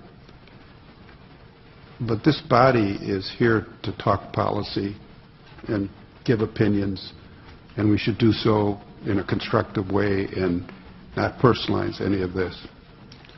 But for you to call this stable and predictable, I've been on this board for 14 years. I've seen two administrations, and with all due respect, I've seen at least 7 different legislatures, and I listen to Margaret because she has more ideas. But think back 2 years. If we had this in front of us and we clapped ourselves in the back and said, this is great, we have a stable and predictable, calculated revenue source, do you really think we'd be getting that money? We just got cut $300 million. And I got to tell you, this is fairy dust. This is not something that I think we can rely on. And nor do I think the legislature should do that to us. I can't believe they wouldn't, in tough times, just simply forget about it. They've done it over and over because they have the right to make the decision, and I certainly believe they do it in the best interest of what they think is right. I may disagree with it, but I think we're kidding ourselves if we're making any decisions based upon a formulaic revenue source. I'd like to see it. I was hoping you would say, gee, having it in the statute would be terrific. Well, so would shared governance and tenure. And let's not kid ourselves. These are tough times, and we need to be a body and a forum and a platform that speaks policy to them and tries to persuade them that the cuts are too big. I want to address the statutory authority at some point because I have some serious issues with it, and I think it's important that we discuss it. But, you know, at the end of the day, this is really all about draconian cuts and our effort to persuade the decision makers. With, as Margaret, you say, we should give them a little more history, and we should give them examples of some of the problems, and we should be credible, and I think, Ray, you're forcing us to be credible. But they're good people. They'll make a decision, and they'll make it in the best interest of the state, but damn it, it's time that we step forward and send a message to the people of Wisconsin that this is wrong, it's bad for Wisconsin, and it's not who we are.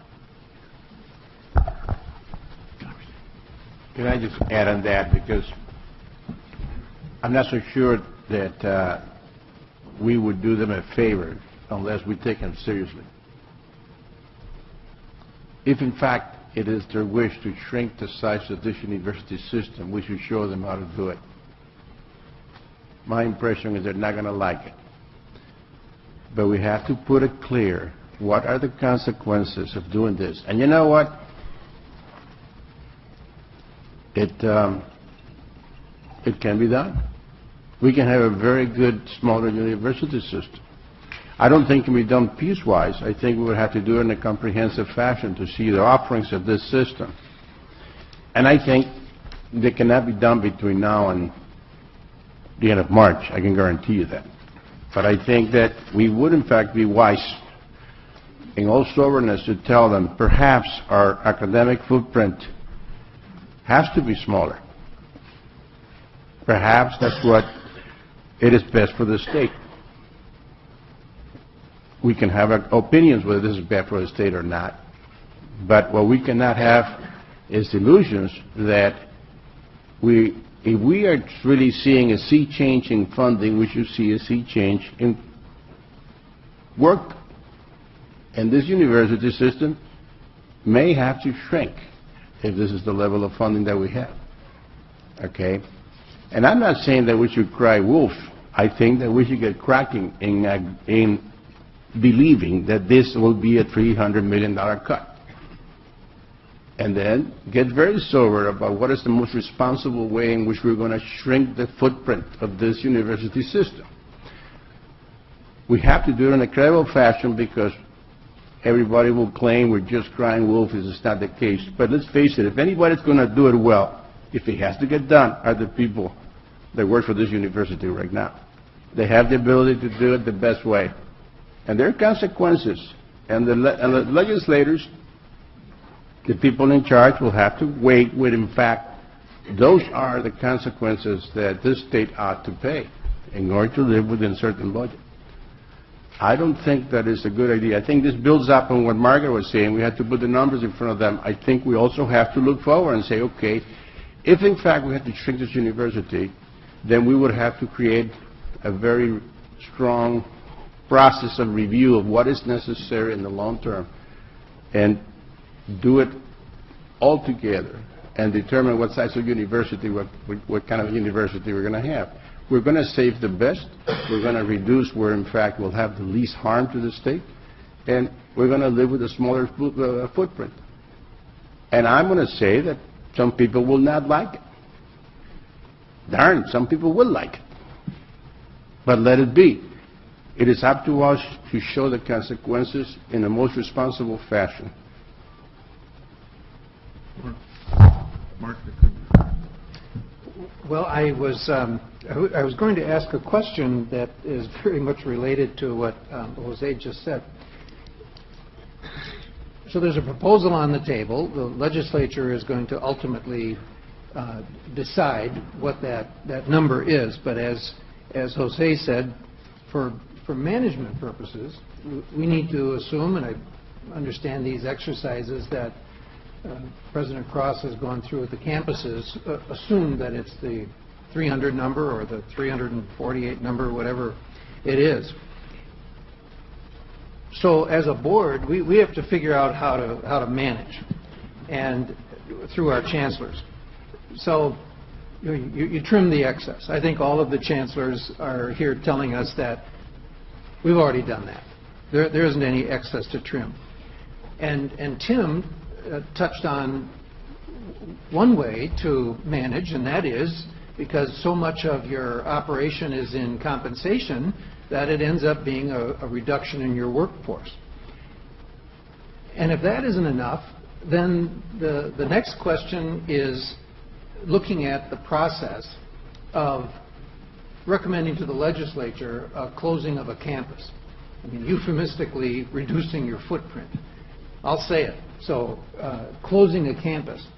And my question from a management standpoint is, what's the process that you go through in coming up with a recommendation, analyzing it and coming up with a recommendation that we think this is something that we're going to have to do to live within these resources? And my second question is the process different with a 4-year campus versus a 2-year campus within UW colleges?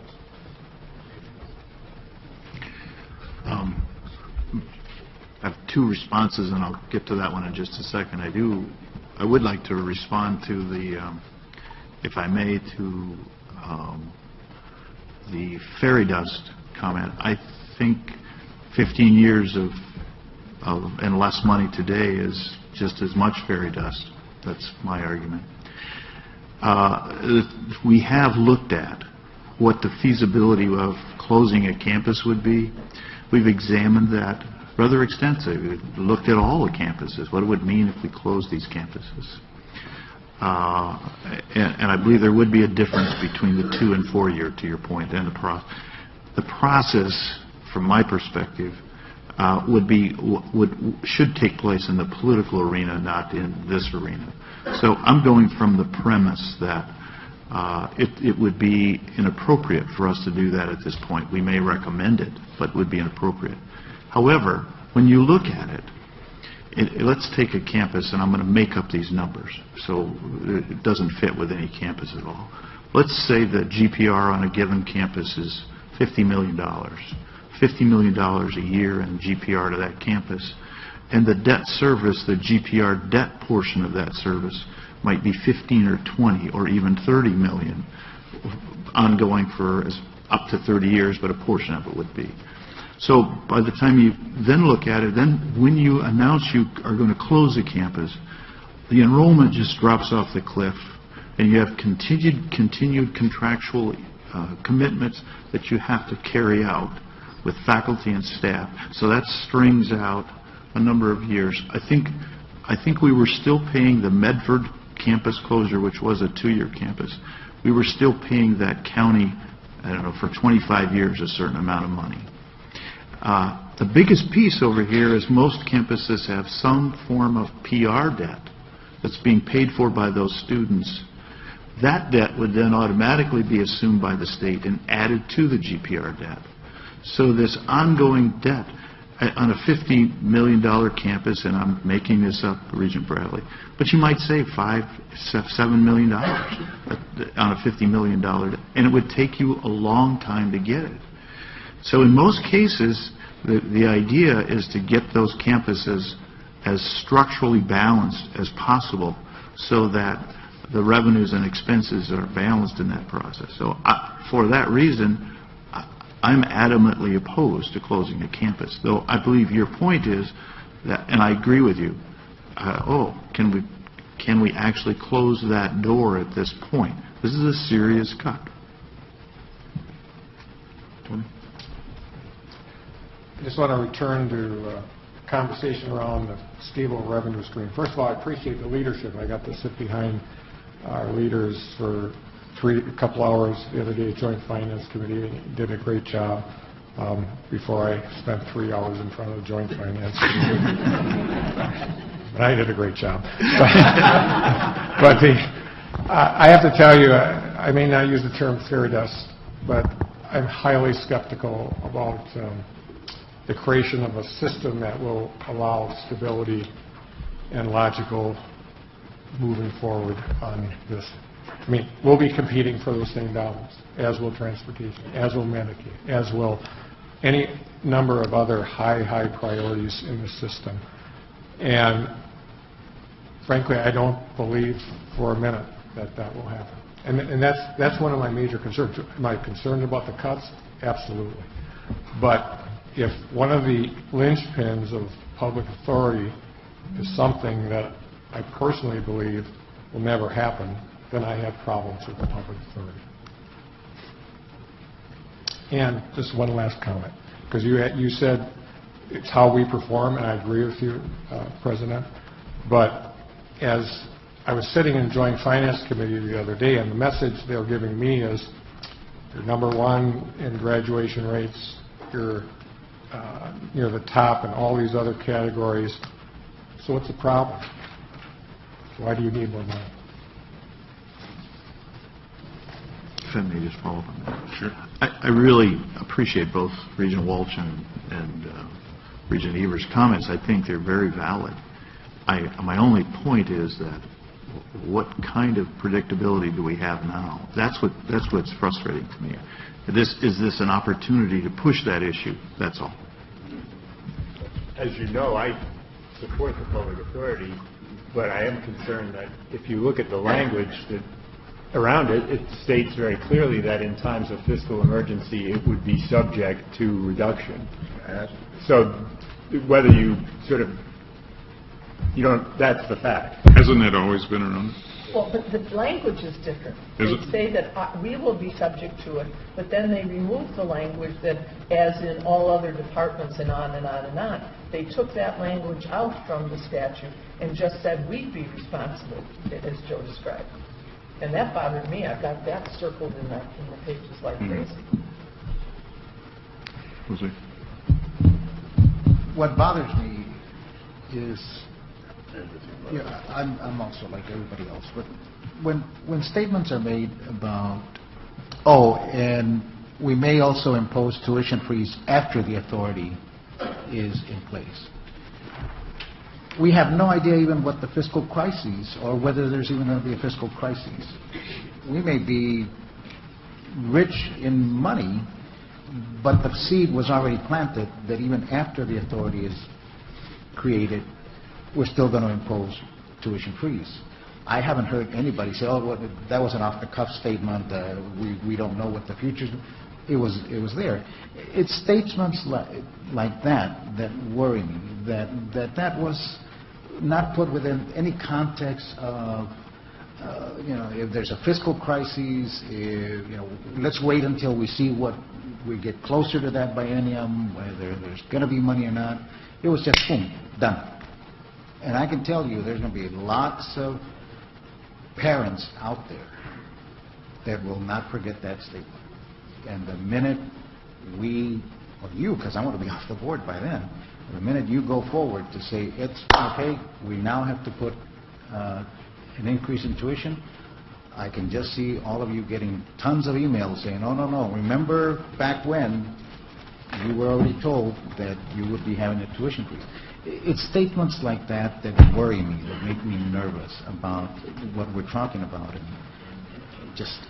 I just needed to say that. Okay.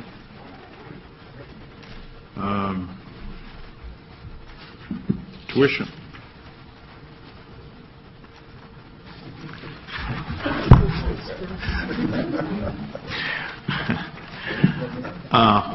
In this model, you have heard a number of things about tuition increases, and I think Jose's remark is a very appropriate, if I understood it correctly, Jose, is very appropriate. We will have had a freeze for 4 years if this passes, so that the entity that increases tuition at the end of that is going to be immediately suspect. And I have a deep appreciation for that. In some ways, the legislature would like to shift that off, but at the same time, they want to control it. So let me talk a little bit about tuition. And one of the immediate responses from a certain legislator was, let's put a CPI cap on that. And it's something that I find ironic is that for traditionally very market-sensitive legislators to fall back on price control mechanisms seems odd to me. It seems philosophically counter. However, if you balance that with, wait a minute, we don't have control over this and we don't trust you, nor do we trust them. And that's apparent from this conversation. So how do we develop trust and mutual respect back and forth? And I've always believed in a check and balance system. I think the legislature has to hold us in some form of check and balance, have appropriate oversight. And we don't want to change that. What we don't want is for them to control us in this way. Here's how you get to these outcomes. Give us the outcomes, let's negotiate and work on those, clarify those metrics, and some of the problems I think that Tony Regent Evers mentioned, very appropriate. But give us the outcomes and say, okay, we're going to hold you to those outcomes. We're not going to tell you how to accomplish that. Now, having said that, in my mind, I think a simple way to do that is to say, the board currently makes decisions on tuition annually in June and July, depending on the board meeting. Why not move that up into April? Make the decision in April. This is what the tuition is going to be for next year. I think that helps students and families. Instead of 2 months before that decision is made, it's earlier. If you do it every biennial budget year, the legislature then has, in essence, a passive review. This doesn't make sense. Why is this happening? Or give us the analysis. So part of what I think is important, this goes to one of the problems I have with the one-size-fits-all model applied to tuition. I really believe in a different definition of differential tuition based on 4 fundamental characteristics. You have to analyze cost. What does it cost you? If we were in a manufacturing environment, and I hate to use corporate analogies, but we would know what a screw costs to produce, to insert, to assemble. You know all those pieces. So what does it cost for us to offer this? If we could go down to the granular level of course by course, that'd be great. But that's just so encumbering and onerous. There are other ways to do that, but cost has to be a factor. Secondly, what is the competition in the marketplace? Where do we fit? How does this fit in? What is the price of our competitors' offerings? Do we fit into that? And thirdly, what are the state's needs? We're here to serve the state, principally. We have to understand how do we encourage people to enroll in these programs that the state needs and to successfully escort them through that. And then the fourth factor is affordability. If we ignore affordability, we're really naive. That's an important element. And one of the metrics I think we have to be measured by is affordability. And how do you do that? There are all kinds of things. Comprehensives, I think, we're ranked 25 out of 35 comparable institutions. So one might say, well, you're in the lower third, you're reasonable. Maybe not. Because average family income in another state might be much higher, and therefore maybe their cost to attend is less on average. The point I'm getting at is you need to index that so you can determine how you fit truly in making this affordable. I think those 4 factors have to play a role in determining and setting tuition in the future in a wise and rational fashion. I believe that the legislature is always going to have oversight over that? I not only believe they always will, I believe they always should. It's a matter of us being able to rationally make a rational argument, explain, here's why we're doing it, here's how it fits in to all we do. One of the things I've heard repeatedly from legislators, not just here in Wisconsin, but elsewhere, is that every time the university asks for money, it only wants to look at its revenue stream. It doesn't want to consider its expense side. And I have responded to that in a number of ways. How do you know that? One of the things we do so well when we do make cuts, we tend to smooth them over and work them through. It's not a massive kind of, we handle that so well because, as Kathy said earlier, we know those kinds of concerns, when expressed publicly, damage our enrollment. So we manage that well. And then we get penalized for it because no one knows. Legislators have said to me here several times, you would cut you $500 million. Yeah, Ray, I understand you, but goodness, we don't see any difference. Whoa, here, let me tell you. And you start jumping into that. My point here is that the process of setting tuition, I think, should be a rational process, and it's one that Mike and I have had some conversations about how do we organize that in the future to do that well. I believe the legislature needs to understand with some certainty that we take that seriously, and that if we were to recommend an increase that would be more than they would think appropriate, they need to understand that it's just not arbitrarily set. Okay. We talked a lot about savings generated through flexibilities, but there are a couple of areas that were mentioned in the questions that you might want to touch on, such as access to capital markets, procurement, modification of the construction process. I don't know that we have numbers for it yet, but we've talked about. Can you speak to that a little bit? No. Okay. I can try to. Go ahead. I want to say something about statutory authorities. You want to do that now? Yeah, I do, Okay, because well, I don't want to put it. I don't want you to do it at the end. So now I don't want to put Ray on the spot about why he doesn't have any numbers, because let me just explain my concern. I live in the world of statutory authorities, and a statutory authority is nothing but a contract with the legislature. That's all it is. And let me back up. I hope I wasn't attributed to saying I don't trust the legislature on GPR. I said they will change because I trust that they will make a decision in what they think is in the best interest of the state. And if it's a problem, they're going to cut us, just like they just cut us, just a little too much more than I thought. But I trust that they're making the decision based on what they think is best. But statutory authorities are nothing but a contract. And I spent some time looking at this document. It's really hard to read, and I would hope nobody else tries it, to identify all of these issues. But the only really successful statutory authority in Wisconsin is probably the Health Finance Authority and the hospital in terms of doing what they thought it would do. Let me just go through a couple things where I don't think we should be so supportive of this. I've been writing emails to leadership, and I've criticized them for not having this meeting earlier, and I'm critical of being out ahead of us because we haven't said we're for a statutory authority. But what I want to tell you, what bothers me most about this proposal are a whole bunch of issues that we don't have answers for, and we shouldn't be supporting it until we have answers. Let me just go over a couple with you. First of all, we're no longer going to be state employees. That's a big, big issue. it brings in and impacts a lot of facts. That means we lose the cost to continue fringe benefits, and no one's added that cost up. It means we have a loss of access to the compensation reserve. These are big-ticket items, and you can't support this without knowing what the cost of that is.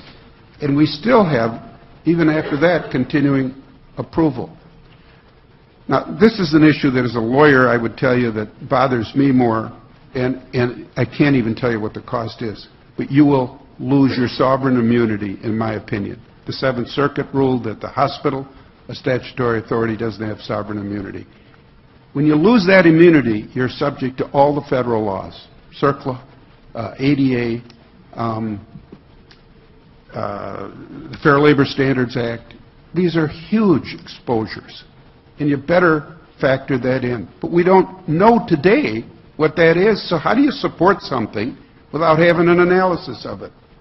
There are substantial insurance costs. I understand they've been estimated to be $5 to $10 million. Well, come on, that's another cost to all of you.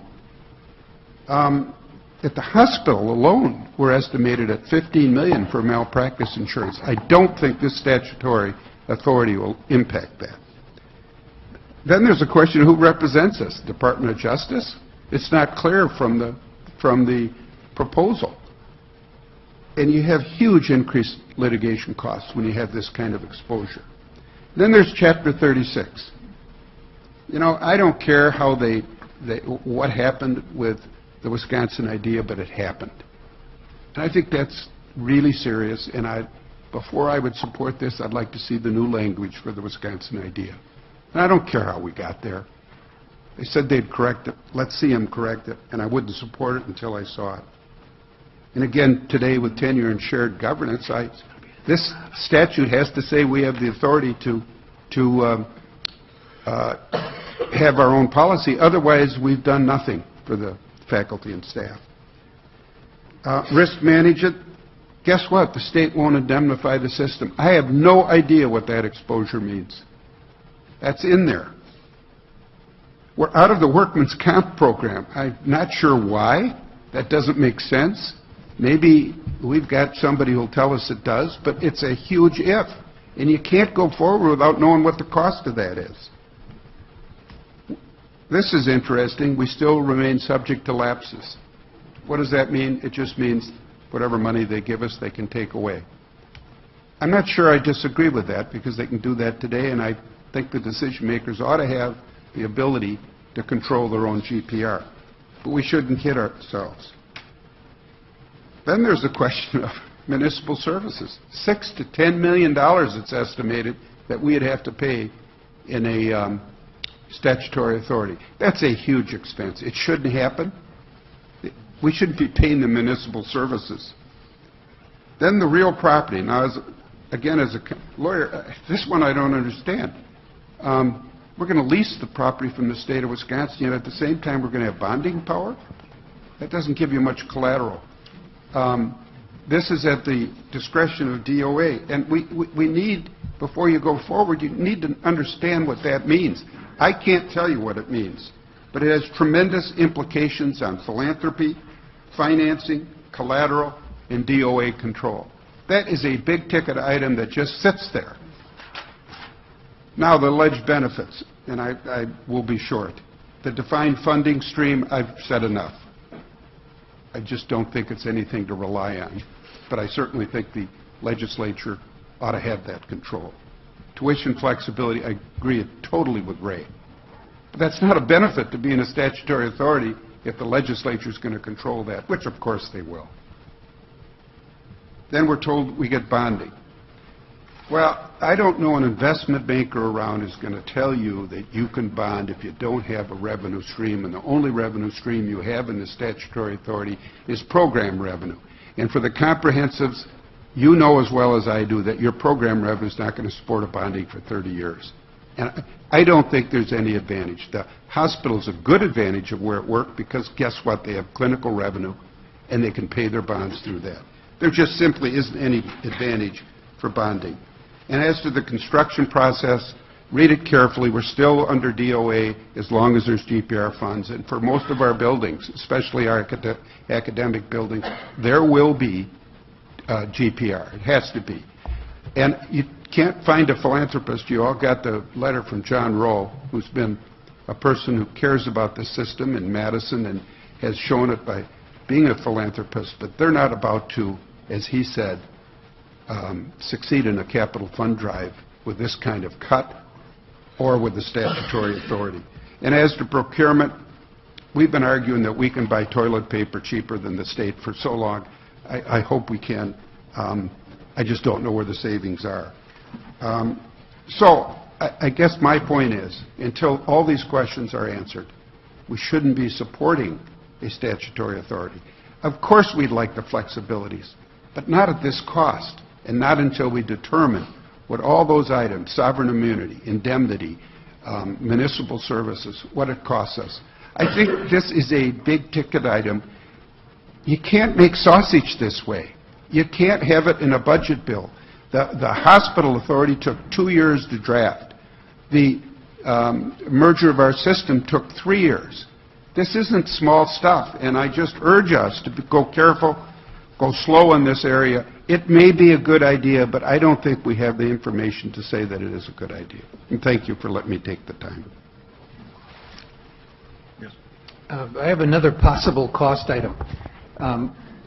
I was around at the time of merger. In fact, my office was in 1511 Van Hise Hall. And I don't know the number, but I am quite sure that there was an appropriation for going through the whole analysis and coming up with, broad-based public discussion and involving all the stakeholders about how this merger should actually be structured. There's no appropriation here for us to put this together if it were approved for going forward, correct? Correct.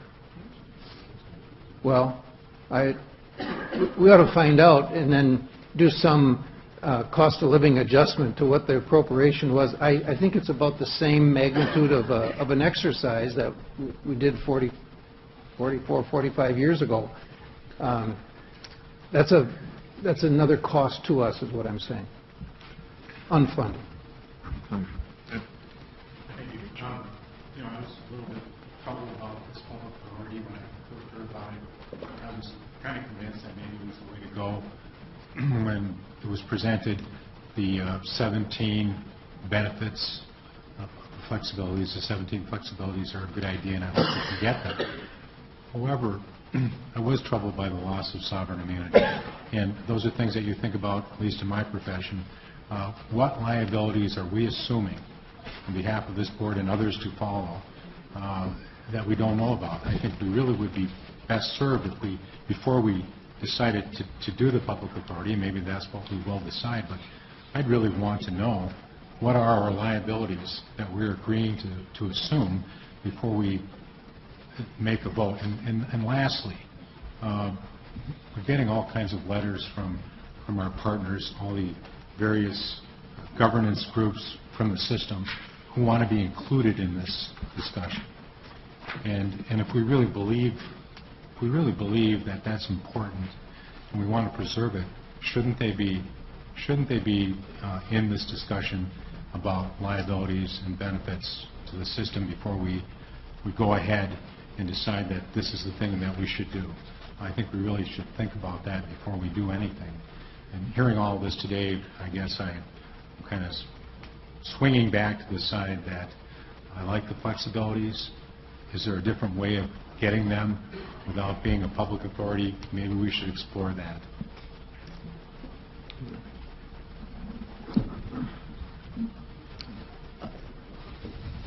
I don't understand the urgency to have to meet a July 1 budget date for approval of the public authority. All the budget cuts, even that partial list that I started to read earlier, my understanding is that all of that can be done by the governor and the legislature whether we are or we're not a public authority. So if their highest priority is we need to save money because we've got this big pending potential state deficit, I don't see the connection of saying, and the only way we can do that, extracting that money from the university, we've got to have this public authority also happen. If this doesn't happen, we, the state, can't get access to all of that money. So with that in my mind, I'm saying why can't we not encourage or try to encourage the legislature to allow us to move forward in a deliberate way. The money issue is still going to be resolved by however the legislature and the governor ultimately approve the budget. So is there a way of trying to say, you know, we seem to be now talking publicly of allowing the university system to have more flexibility. At least the legislature now is, the governor has put it on the table. The legislature seems to be, you know, I gather, some of them are interested. Why not say, let's all move forward, but why do we have to meet this July 1 deadline? I'm not sure I understand it. Maybe I do, and I just don't want to talk it out loud. But I see very clearly in my mind, if you need the $300 million plus, you're going to get it whether there's a public authority or not. I'm very much in support of more flexibility. Maybe the public authority is the way to do it, but why do we have to meet that July 1 deadline?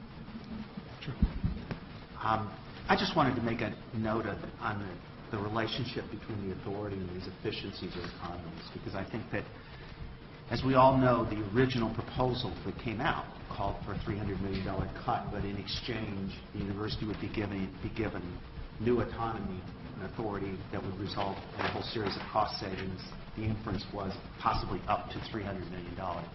And I know when you were most recently in front of Joint Finance, some of these questions emerged, and in particular, Chancellor Blank has been criticized a time or two in the last couple of weeks, and a comparison's been drawn to the experience 4 years ago when there was a proposal to grant authority status to just UW-Madison. And in exchange, it's been asserted that Madison at the time said, you give us authority status and you can cut our GPR appropriation, what, $125 million. So the critics say, why is this different, and what's wrong with Chancellor Blank, and what's wrong with the university? And I, having lived through this a little bit 4 years ago, unless I'm wrong, I would just like to point out two things. One, there was never $125 million of savings that the UW-Madison was going to achieve as a result of authority status. That was an offer that the university and the chancellor at the time felt was important in order to enable her to have a different board, a more varied board that she felt would put Madison on a better course for the future. But it had nothing to do with cost savings, and I'll defer to Darrell if I'm wrong on that. And second, the acceptance was also came with an agreement to have unlimited tuition setting authority. Also, completely different from the current situation. So I guess I just want to make sure as we debate authorities, and particularly as we're in the public domain of having folks criticize one or more of our chancellors, that again, if we get the facts right, and it seems to me the facts here are quite different today, and the history is potentially being rewritten. But again, I would defer if I'm wrong and there was a $125 million plan that was going to resolve this, be the result of the authority, I will stand correct. Yeah, just briefly, and I'd suggest I was actually probably even closer to it than you, having been having discussions daily for 6 months 4 years ago on this matter. I mean, I think your assessment is accurate in the sense that we had a chancellor who felt very strongly about the points that you indicated and was willing to pay a fiscal price to gain that autonomy that was on the table 4 years ago. You're also correct in that we did not have the capacity to really manage that without taking some fairly draconian actions, probably in conjunction with significant tuition increases. Thanks. I appreciate your comments, Regent Pruitt. all along in early conversations in January with the governor's office. I have been accused of saying this rather flippantly too often, perhaps, so I'll be careful. But what are you smoking? When they throw out these numbers, and no, there's not. That's the. I think Darrell and you are expressing it right. They were willing to give up, but not for other reasons, not just that.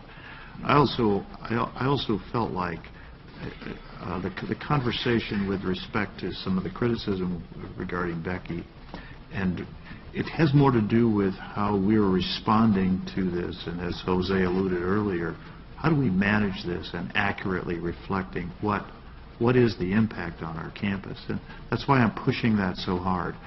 What is the actual impact? Because as Regent Walsh has said, and we've gone through this too, we're analyzing this. There is more here than $300 million. Yes, there are revenue generators that are in here too. It's much more complex than a traditional, here's your cut. That's hard for us to look at, and it's easy for us to get out in front of this and say, oh, look, the sky's falling. First of all, as you pointed out, Regent Walsh, the PILT money, or the payment in lieu of taxes to municipalities, about $6.4 million. The state negotiates that for all of us. That's in here. That's in here. That's going to cost us an extra $6.4 million. And I've already been assured by legislators that we agree with you. That's ridiculous. I want the state negotiating that. I think they would be a much better negotiator of that than we would be. Secondly, I think the sovereign immunity question is a very good question. We've been investigating that. And ironically, you get legal thoughts on both sides. Both sides of this say, well, you're public employees. You get public money, unlike a hospital. You own these buildings. No, the state owns them. Well, yeah, that's right. The state owns them. That's right. So therefore, there's all kinds of... It's a multitude of factors that determine whether we're eligible for sovereign immunity. I think you're reasonably close in your estimate of $5 to $10 million. That's where we're looking at it too. But that's an extra cost, as you accurately reflect. But there are also legal people who say, no, you're still eligible. You have all these factors that influence that. So it's not as simple and straightforward as saying, here it is. And court cases may ultimately decide that.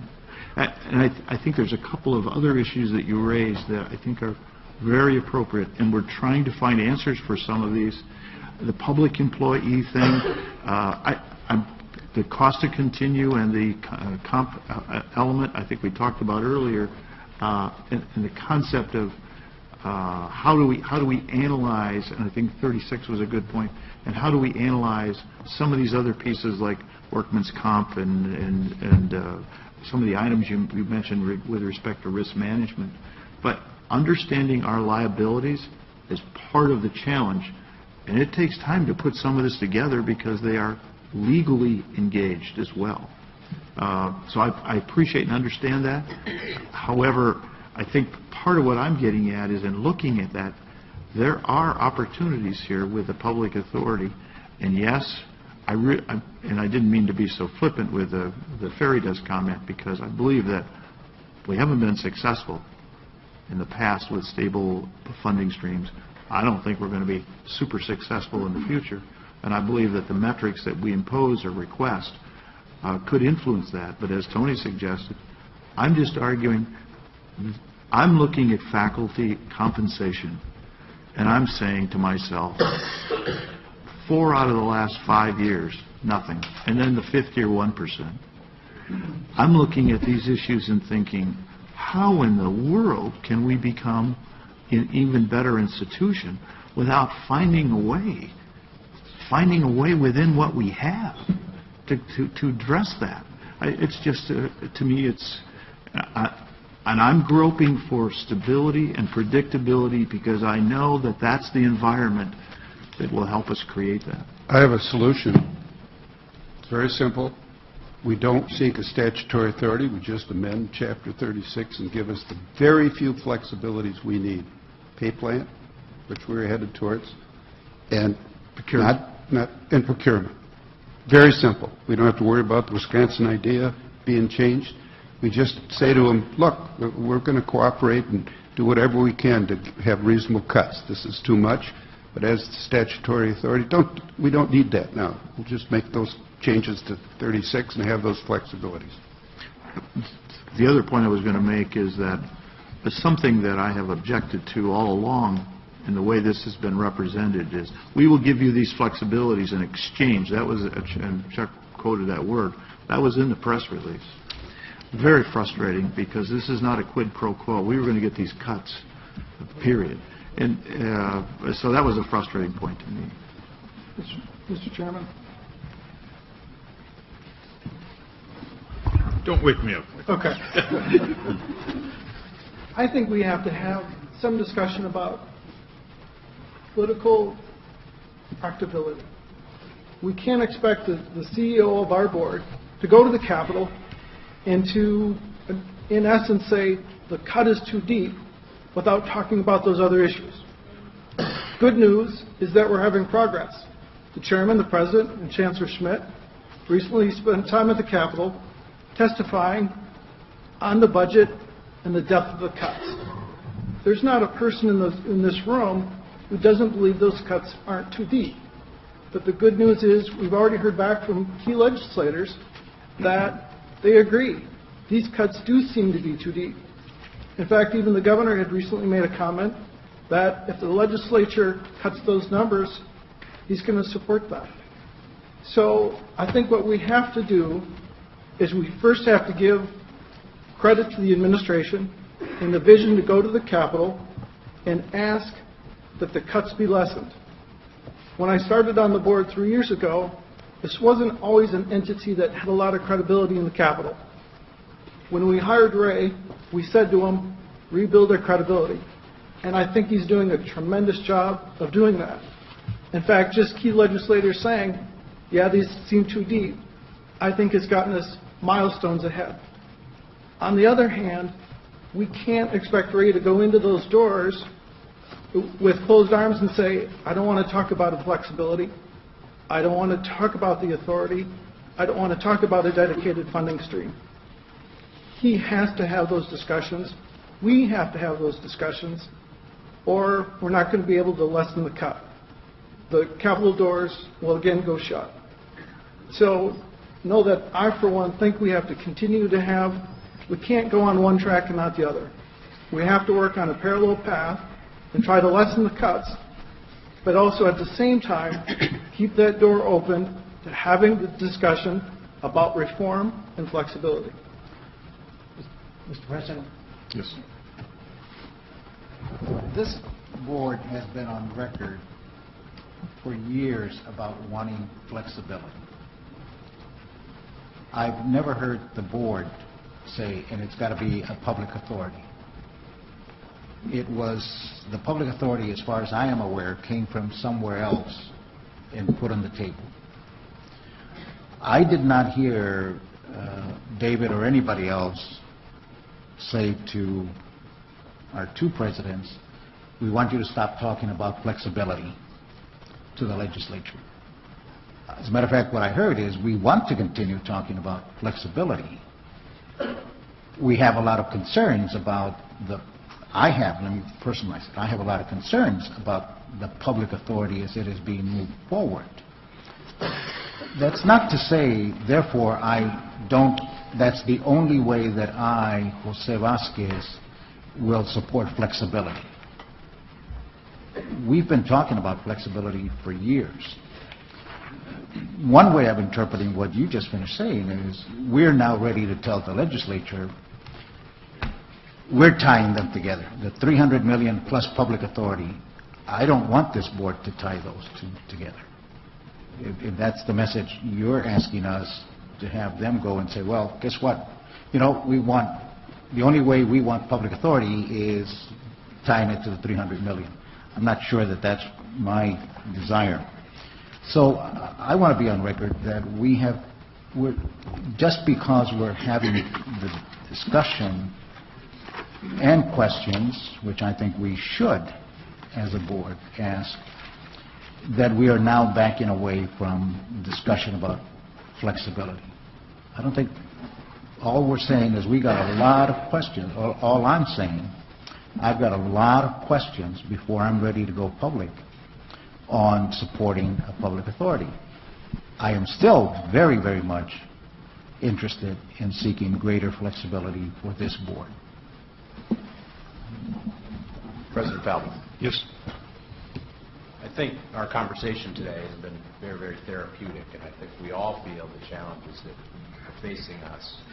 When I think about our responsibility as a board, it's to provide recommendations on what we think is in the best interest of our institutions.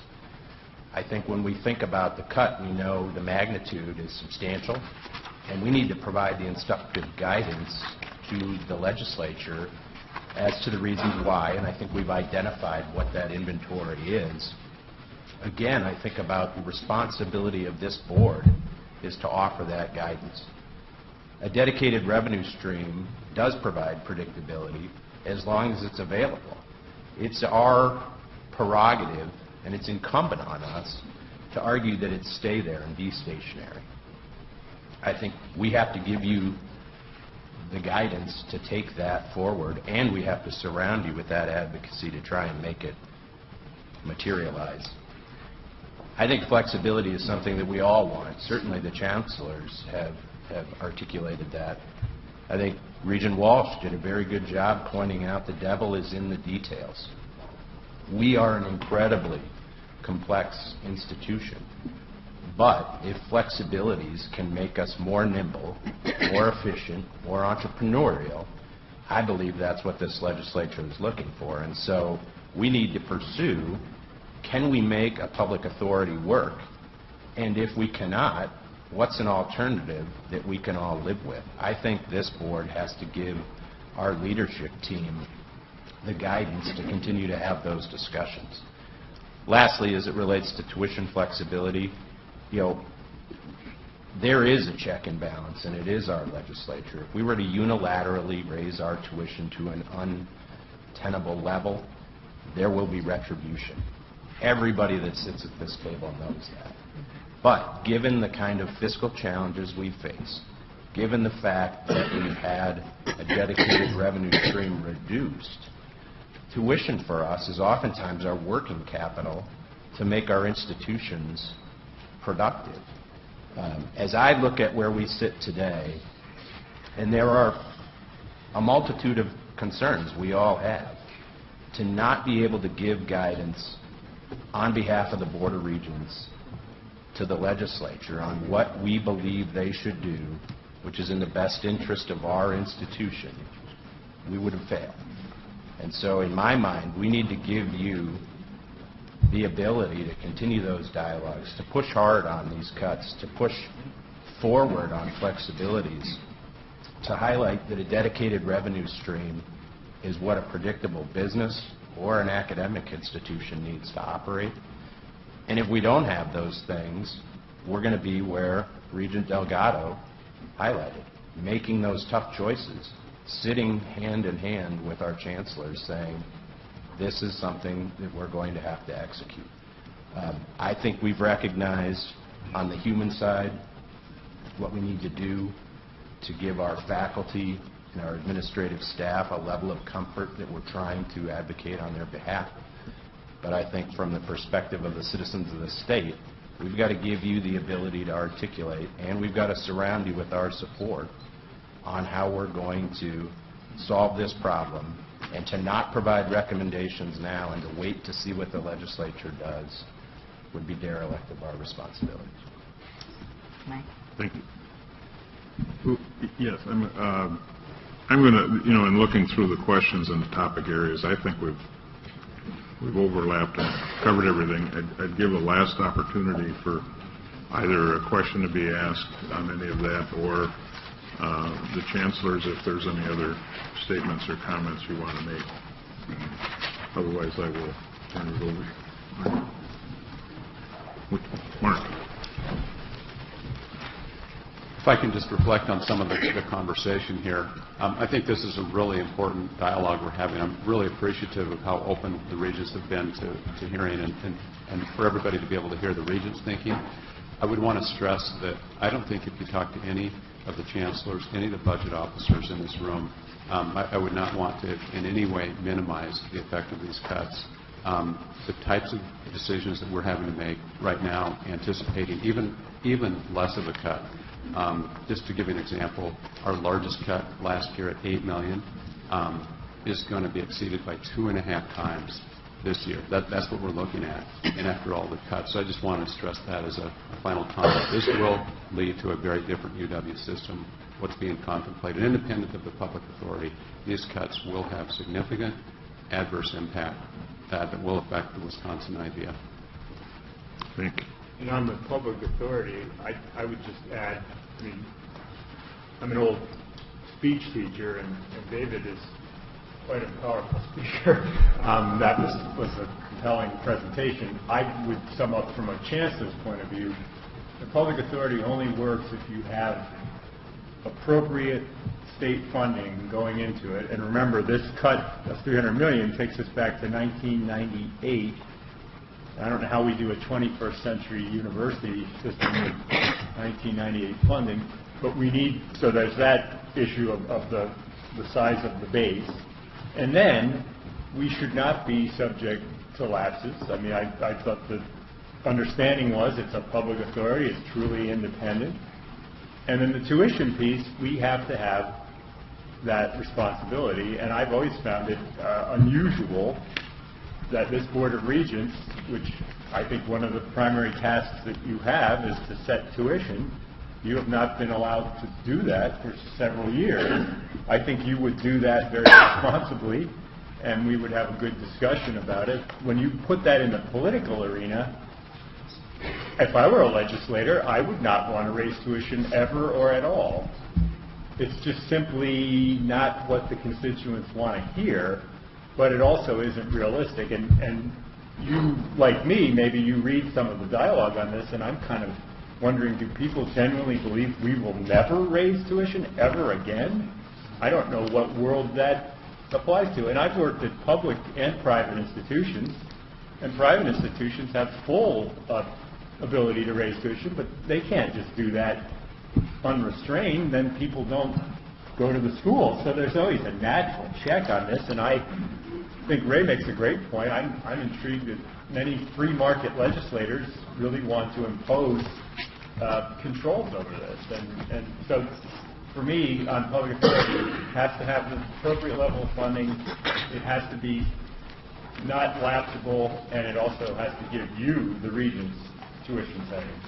I think that's what the understanding was going into this, and it's changed. Okay. Thank you. Deb? Thank you. And there's one additional point that I'd like to follow up on that President Cross talked about. And one of the things that, as a chancellor in my 6th year, that has been frustrating to me personally has been the inability to provide any type of meritorious compensation adjustment to our hardworking faculty and staff. And I know I share that concern. And I just want to highlight that as we at the campus level continue to look at reductions, for many of us on the horizon, those increases don't exist. And I know I talked to my higher ed partner in our community at a private college. They are looking at least cost of living increases for their faculty and staff this year. I know at our tech college partners, they are looking at increases. It's also in the K-12 sector. And I do think it's something that we really need to take seriously, and I know we do. We know that this is critically important. But, of course, we all agree that we need to reduce this reduction, but we also need to understand how do we continue to advocate as loudly as possible for stable funding so we can predict and be able to compensate those folks who do the work each and every day that support our students. Because without a quality faculty and staff, we don't have great universities. And without great students, we don't have the great outcomes for the talent that we need for our state. And so I know that we're working really hard to do these things, and I just think that needs to be part of this equation going forward. Thank you. Regina? Well, this has been a powerful discussion today. And David, you have shown us why you are such a powerful trial lawyer. an interesting analysis. I am reminded when we talk about speaking truth to power, something that my mother used to remind me about. She used to say, actions speak louder than words. And I think we all know from a really serious cut we endured in 2003 and 2004, which was $250 million that was backfilled with very, very high tuition rates, that those actions continue to essentially taint the way the legislature feels and the public feels about our willingness to do a careful analysis about tuition. So that's something we've got to really think about as we go forward. Now, the actions that have happened in the last 2 years with President Cross have been very significant. No one who has spent any time at the legislature doesn't understand what he has done for the system and what has been done for the system in repairing damage that was done 2 years ago. Right now, we're facing a really serious problem with the cuts that we're going to have to deal with over the next several years, whether they are mitigated or whether they remain the same. And I would really hope that we think seriously as we approach the resolution that you have in your packet about how our action should happen, both coming out of this meeting and also in the actions that we take over the next several years as we deal with the changes that have to be made going forward.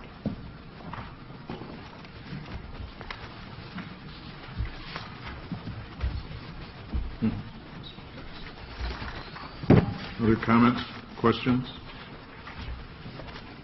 Are you going to? Do you want to do the nominations? I think Regina will introduce the resolution that I believe you all have. You had a resolution in your packet. Generally, we've heard today that the governor's budget offers significant challenges to each of our campuses, and I want to very much thank the chancellors for being here. I want to thank all of your staff for the hard work that went into consolidating those issues. We also have some opportunities that we hope to explore for us in the budget as well. The attached resolution does several things. But right now, what we would like to talk about is that there are some whereases. Whereas the governor's biennial budget proposal calls for...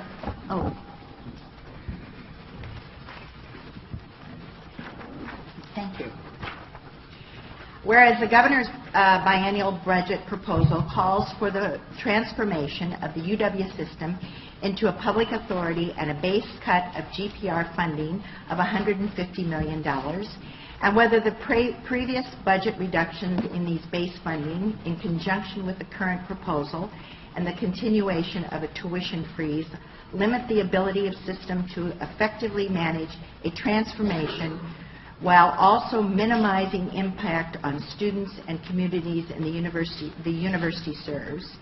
And whereas the UW system has sought additional flexibilities to distinguish the system from other government agencies and to provide a greater ability to manage business enterprises in a more effective and efficient manner, therefore be it resolved that the University of Wisconsin System Board of Regents hereby requests the Wisconsin State Legislature substantially reduce the base funding cuts recommended by the governor's budget, and be it furthermore resolved that the Board of Regents hereby requests that the Wisconsin State Legislature grant the flexibility sought by the system, a dedicated funding stream for state-supported UW operations, and appropriate technical changes to the proposed budget to allow the system to more effectively and efficiently implement those flexibilities, manage operations, and serve the students and the taxpayers of Wisconsin. Second. Discussion. Mr. President. Yes. Is this changed from what was sent? It's taken out one line based on your tremendous presentation. I have to say that I'm not willing to shelve the public authority. I think we ought to keep working at it. Can I make a motion? We have a motion on the table. What I'm trying to do is, I want to amend this along the lines that you're saying, but I would just suggest that you say in here, encompassed in the governor's proposal. I don't think we need to say limit ourselves to encompassed in the governor's proposal. No, that wasn't in there. Oh, I'm sorry, what I had in front of me. But What was taken out? What I'd like to suggest an amendment where it would say, grant the flexibility sought by the system either through an agreed-upon public authority or appropriate amendments to Chapter 36. The reason I say that is I would never vote for a public authority given the unknowns we have. But I don't see any problem with an agreed-upon public authority or amendments to Chapter 36. Okay, so I would also, I'm sorry. Go ahead. The first whereas I'd put in, and $300 million for the biennium, or the amount that we came up with today. We ought to say what it is, rather than 300. But I'd put $300 million for the biennium. I also don't understand the second whereas, but I don't care about it because the whereas has no legal effect. I don't think it's a sentence, but all I'm saying is. Perhaps a friendly amendment on the first whereas, because I was concerned about that as well. You know, we had a good discussion about $150 million, or it could be as high as $178 million. I think David's talking biennial math. Yes. The $348 million. And I'm trying to mitigate that because I think hang on, please. Go ahead. I think the other thing to consider is we do have a revenue recalibration to take place in April. That I think we all have some optimism toward. And so my friendly amendment to the amendment would be to suggest we strike the words $150 million and instead include in that whereas after public authority and proposes a substantial base cut of GPR funding. So it's, I don't think we can be specifically precise. And I think this still gets across the point, which is it's a substantial cut to GPR, and we address it later in the resolution. So. Okay, I'm going to suggest a 10-minute break, and we'll redo a resolution. And I like both.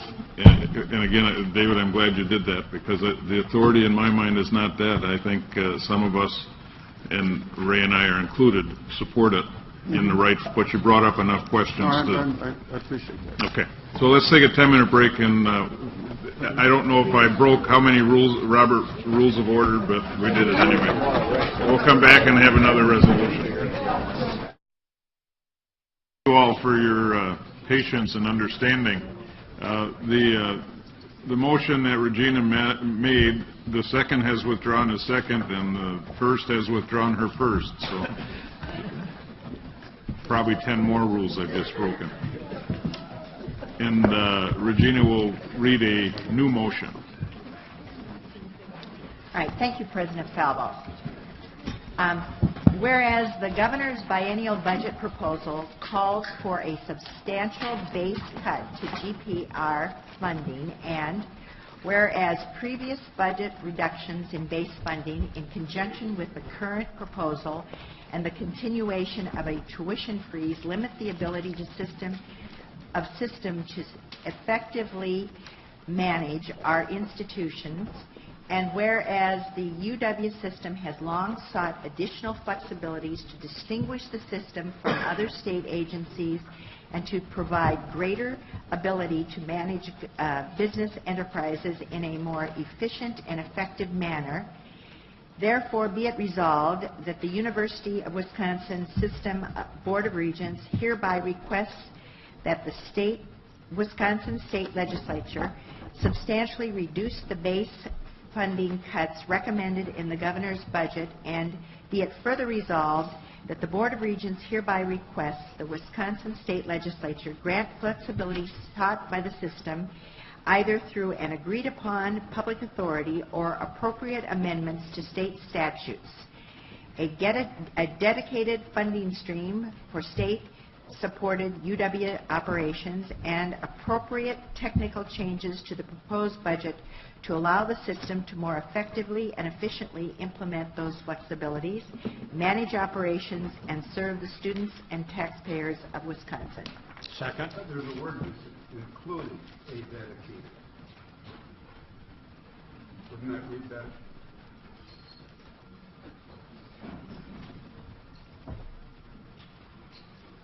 Where? In the last? No. After the state statutes, including a dedicated. Oh. Including a dedicated... Funding. You're correct. I misread it. Including a dedicated funding stream for state-supported UW operations and appropriate technical changes to the proposed budget to allow the system to more effectively and efficiently implement the flexibilities, manage operations, and serve the students and taxpayers of Wisconsin. And it's seconded by Jerry. Any discussion? Yes. Could you read that last paragraph? Yes. I hope it turns out the same. I'm reading Jane's edit. Be it further resolved that the Board of Regents hereby requests that the Wisconsin State Legislature grant the flexibility sought by the system either through agreed-upon public authority or appropriate amendments to state statutes, a dedicated funding stream for state-supported UW operations, and appropriate technical changes to the proposed budget to allow the system to more effectively and efficiently implement these flexibilities, manage operations, and serve the students and taxpayers of Wisconsin. Including a dedicated funding. That's what it said. No, it didn't. Did you leave it on again? Okay, it's in there. We know it's in there somewhere. Any other comments, questions? All in favor? Aye. Opposed? Carried. Thank you very much. President Cross, I think you'd like to make some closing comments. Really? I think Drew, Regent Peterson, expressed that I think this is therapeutic in some ways. This is the piece that I feel like as president of the system I'm missing a lot, is this dialogue, discussion, debate. And that's so important. And I hope that the faculty and staff who are either listening or are here appreciate what you did today. I think that's very noble. And I do want to return to one simple point. I'm really concerned about this university for the future. This volatility and instability is not good for an organization for long periods of time.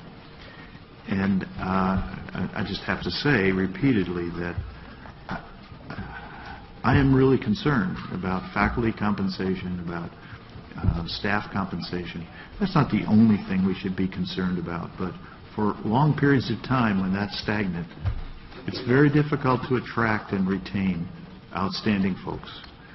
And this will not be a great university without those folks. It just will not. So thank you for your efforts to try to help that.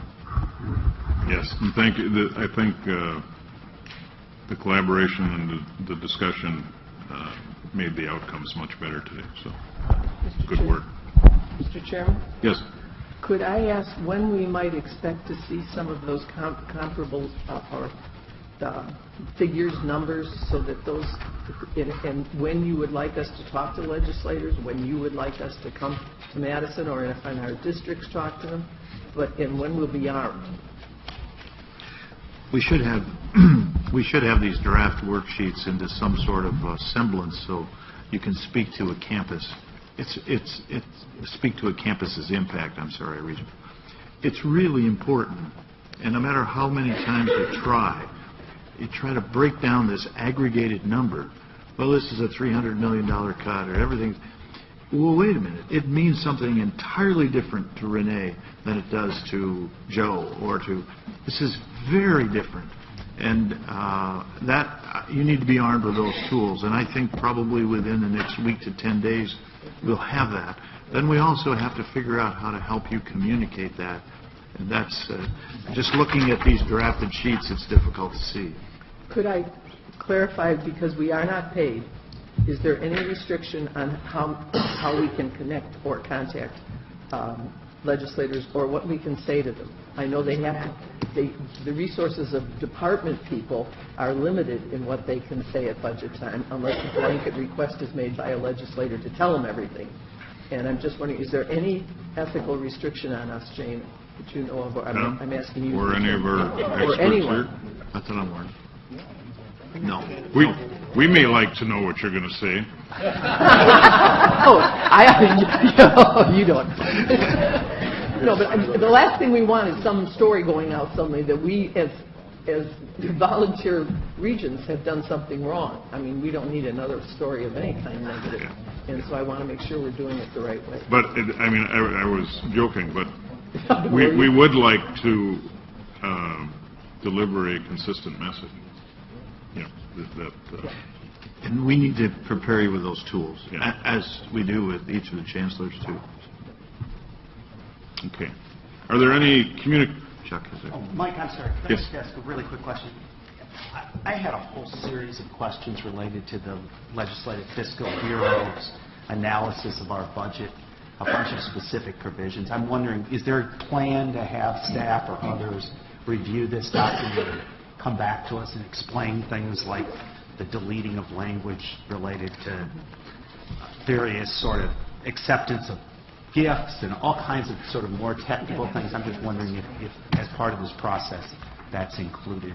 Well, yeah, I think as it pertains to, is that defining as it pertains to public authority, or is that another part of that? No, there's just, there's just a whole series of Okay. changes, like, for example, when we accept a gift of more than $150,000, language specifying that gifts should not knowingly be invested in companies that discriminate on the basis of race, religion, color, creed, or sex. I just don't understand kind of where some of this is coming Yeah, from. I'm sure we can, but I'd like to know. I'd like you to introduce me to the people that give you that level of gifts. I just would like to know the implications Yeah. of some of Okay. these things. That's all. Sure. We will be sharing, this is just a preliminary draft, and on the bill itself, on SB 21, item by item analysis.